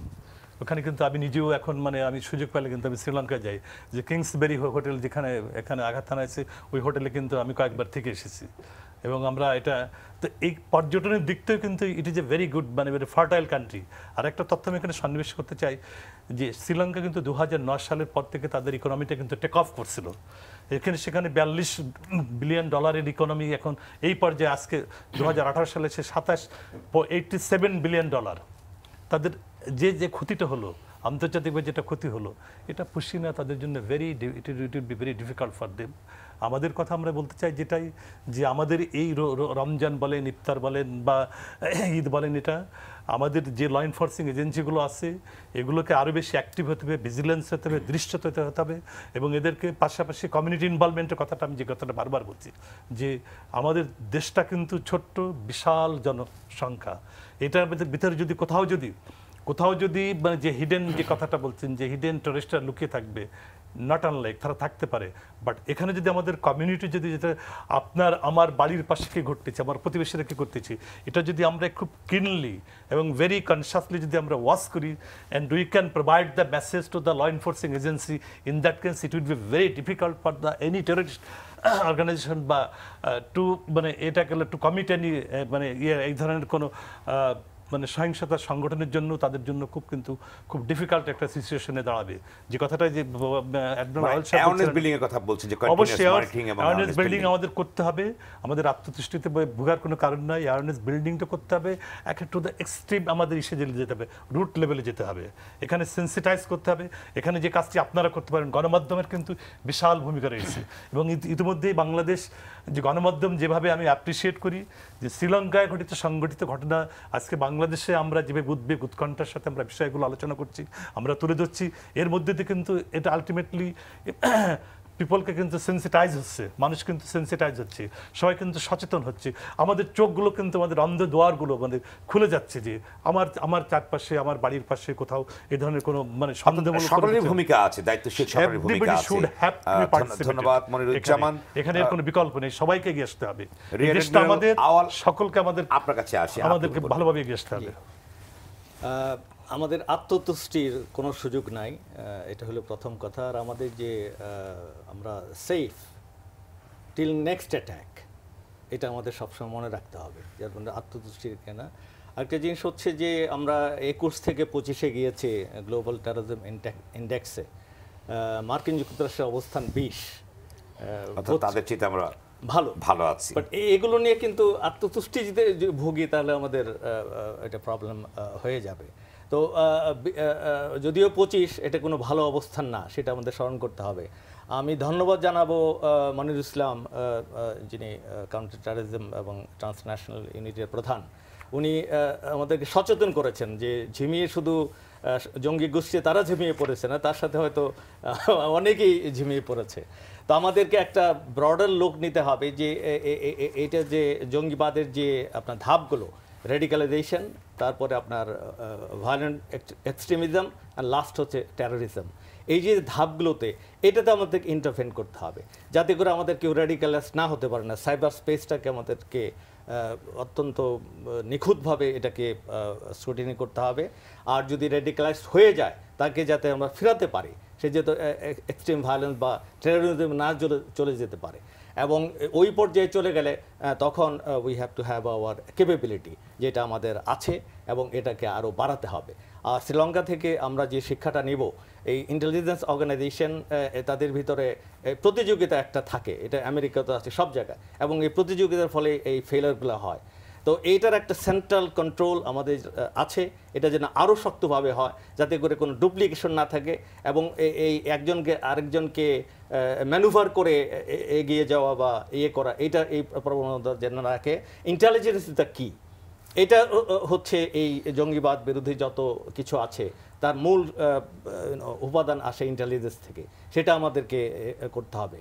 R strategic looking, আমাদের যে হোল সোসাইটি অ্যাপ্রোচ সেটা নিতে হবে যাতে করে আইনশৃঙ্খলা বাহিনী ইন্টেলিজেন্স তারা একটা রোল প্লে করবে, কিন্তু পুরো সোসাইটিকে নিয়ে আমাদেরকে করতে হবে যাতে করে এখানে জঙ্গিবাদের যে যে সমস্ত কারণ থাকে এগুলো যাতে উত্থাপিত না হতে পারে। এবং সেটাতে আরেকটা বিশেষ জিনিস, আমরা একটা টাইম বমের উপরে আছি, এই 11 লক্ষ রোহিঙ্গা, এর ভিতরে 5 লক্ষ হচ্ছে শিশু, এখানে নির্যাতিত মানুষ, এদের যদি একটা সমাধান না হয়, this is a grave risk, শুধু বাংলাদেশের জন্য নয়, পুরা রিজনের জন্য একটা গ্রেভ রিস্ক। সেটা আমাদেরকে দেখতে হবে এবং সব কিছু করে যাতে করে আমরা এই যে সন্ত্রাসবাদ এটার কোনো ধরনের শিকার না হই, সেই জন্য পুরো সরকার, সমাজ, জাতি সবাইকে এটা সজাগ থাকতে হবে। ধন্যবাদ মোহাম্মদ ইমদাদুল ইসলাম। আপনি সংক্ষেপে বলুন যে আমাদের কি করণীয়, আমরা কতটুকু ঝুঁকির ভিতরে, সংক্ষেপে বলুন। আমি এরপরে এম শাহিদুজ্জামানের কাছে যাব। আমি একেবারে সংক্ষেপে আপনাকে ধন্যবাদ জানাতে চাই যে আমরা যে আলোচনাগুলি করেছি এর মাধ্যমে আমার মনে হয় কিছু মানুষ হলো অন্তত মোটিভেট হবে, সেন্সিটাইজড হবে, এটার থেকেই আমাদের মধ্যে সচেতনতা ডেভেলপ করবে, গ্রো করবে এটাই আশা করে আপনাকে ধন্যবাদ জানাচ্ছি এই অনুষ্ঠানটা আপনি সুন্দরভাবে উপস্থাপন করার জন্য বা আমাদেরকে কিছু কথা বলার সুযোগ আরো দেওয়ার যদি জন্য। আপনার অনেক কোনো ধন্যবাদ। অবজারভেশন থাকে সেগুলো আপনি বলতে পারেন। আপনি আমার একটা অবজারভেশন আছে যেটা অলরেডি অ্যাডমিরাল আউয়াল টাচ করেছেন, সেটা হচ্ছে আমরা কিন্তু বিশাল একটা যেখানে আমি বলবো আগ্নেয়গিরি আমাদের এটা উপরে বসে আছি আমরা, সেটা আমার কথা নয়, সেটা হচ্ছে কফি আনানের যে রিপোর্ট সেখানের মধ্যে উল্লেখ করা আছে। কিছুদিন আগে আমি রাশিয়ান যে একাডেমি অফ সায়েন্স আছে সেখানে যে পরিচালক তার কথা যে south east Asia is going to be a fertile land for the terrorism as due to the presence of or atrocities carried out against the Rohingyas. এই যে এরা যদি 1 বছর 2 বছর হয়ে গেছে অলরেডি, সেখানে কিন্তু এটা পাকাপোক্ত হচ্ছে। ইগনাইট যে কোনো কেউ এটাকে ইগনাইট করতে পারে। The whole reason will be volatile in that case. তখন এই ছোটখাটো জিনিস হবে না, এটা অনেক বড় ধরনের জিনিস হয়ে যেতে পারে। তো সেজন্য আমাদের এখন থেকে সেই ব্যাপারে সচেতন হওয়া উচিত। সেক্ষেত্রে কি করণীয়? আপনি রোহিঙ্গাদের কথা বললেন এবং আন্তর্জাতিক রিপোর্টও আছে, আমাদের 10 লক্ষ রোহিঙ্গা আমাদের চট্টগ্রাম অঞ্চলে আছে, অনেকে বলছে ঝুঁকির ভিতরে আছি, একটি টাইম মেমোরির পরে আছি। সেক্ষেত্রে কি করণীয় আছে বা আমাদের কোনো আরো কত বড় ঝুঁকি বা কি হতে পারে আপনি কি বলবেন? এরা শুধু আমাদের এই অঞ্চলে নয়, এরা এখন আছে মালয়েশিয়াতে আছে, ইন্দোনেশিয়াতে আছে, থাইল্যান্ডে আছে, সিঙ্গাপুরে আছে, বাংলাদেশে আছে, সবখানে এরা কিন্তু মিয়ানমার বর্ডার আমাদের সঙ্গে আছে এবং 10 লক্ষ রোহিঙ্গা আমাদের কাছে মিয়ানমার বর্ডার আছে, আমরা ঝুঁকির ভিতরে মনে হয় বেশি আছে। আপনি কি বলবেন? আমরা সবচেয়ে বেশি ঝুঁকির মধ্যে আছি, যদিও আমাদের থেকে সাহায্য সহযোগ আমাদের শেল্টার থাকাতে হয়তো এখানে টার্গেটে তারা হয়তো অন্যভাবে ঘোরাবে, but ultimately in the long run যাই হোক না কেন, যেখানেই হোক না কেন, Bangladesh will be one of the target by the international. যারা এটা স্পন্সর করবে, সাইদুজ্জামান সেটাকে অনেকটা কন্ট্রিবিউট করেছেন, কিভাবে সেটা হতে পারে সেই জিনিসটা আসছে। এরা কিন্তু দে আর রাইট, তারা একেবারেই এখন সেটা আমি বলবো যে এই যে টাইম বম আমাদের কাছে আছে, সেটাকে আমাদের এখন বেশি করে ফোকাস করা উচিত। সেটা যে কোনো সময় যে কোনোভাবে যে কোনো স্থানে এটা কিন্তু হয়ে যেতে পারে। It's not a prediction, it is my calculation. ধন্যবাদ আপনাকে।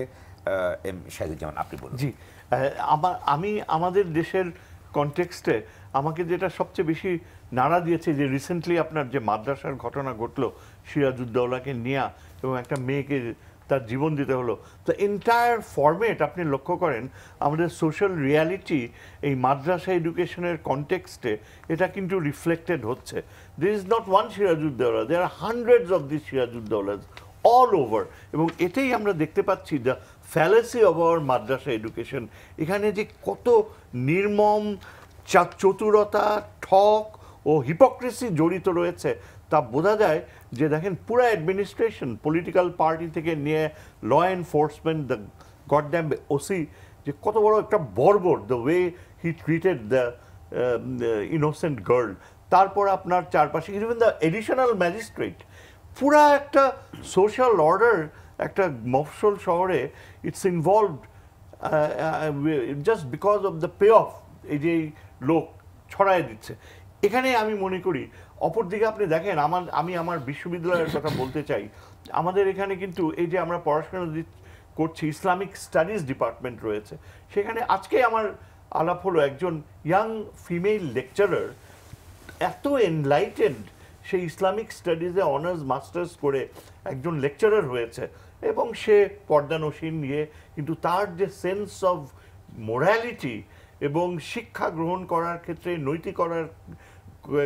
নৈতিকতা গড়ে তোলার ক্ষেত্রে তার যে কন্ট্রিবিউশন করার যে আকাঙ্ক্ষা, এবং শুধু তাই না, এরা কিন্তু যে এডুকেশন দিচ্ছে তারা কিন্তু এই আমাদের এই মাদ্রাসা এডুকেশনের যে চরম হিপোক্রেসি, এটাকে বৈপ্লবিকভাবে ভেঙে ফেলতে পারে। We need to get rid of these people who run the madrasas. এইরকম যারা এদের সংস্কারের প্রয়োজন আপনি বলছেন। আপনি দেখেন আমাদের এখন এডুকেশনে শেষ পর্যায়ে আছে, আপনি জাস্ট একটা এক্সাম্পল দেই, আমরা রিলিজিয়নে কতখানি আমরা এনলাইটেন্ড একটা পজিশনে আসছি। আমাদের সংস্কৃত ডিপার্টমেন্ট রয়েছে, 100টা স্টুডেন্টের মধ্যে 80টা স্টুডেন্টই কিন্তু মুসলিম। তারা সংস্কৃতের উপর অনার্স করছে, মাস্টার্স করছে, মহাভারতের উপর শিক্ষা নিচ্ছে, পিএইচডি করা বেনারস ইউনিভার্সিটির স্কলার্স আছে আমাদের সংস্কৃত ডিপার্টমেন্টে, যেখানে মুসলমান ছেলেরা পড়ছে পালি বিভাগে, পালি ভাষায় মুসলমান ছেলেরা বুদ্ধিস্ট ছেলেদের পাশাপাশি পড়ছে, কম্প্যারেটিভ রিলিজিয়ান্স ডিপার্টমেন্ট রয়েছে, সেখানে আমরা এখন তুলনামূলক ধর্মচর্চার দিকে মনোযোগ দিচ্ছি।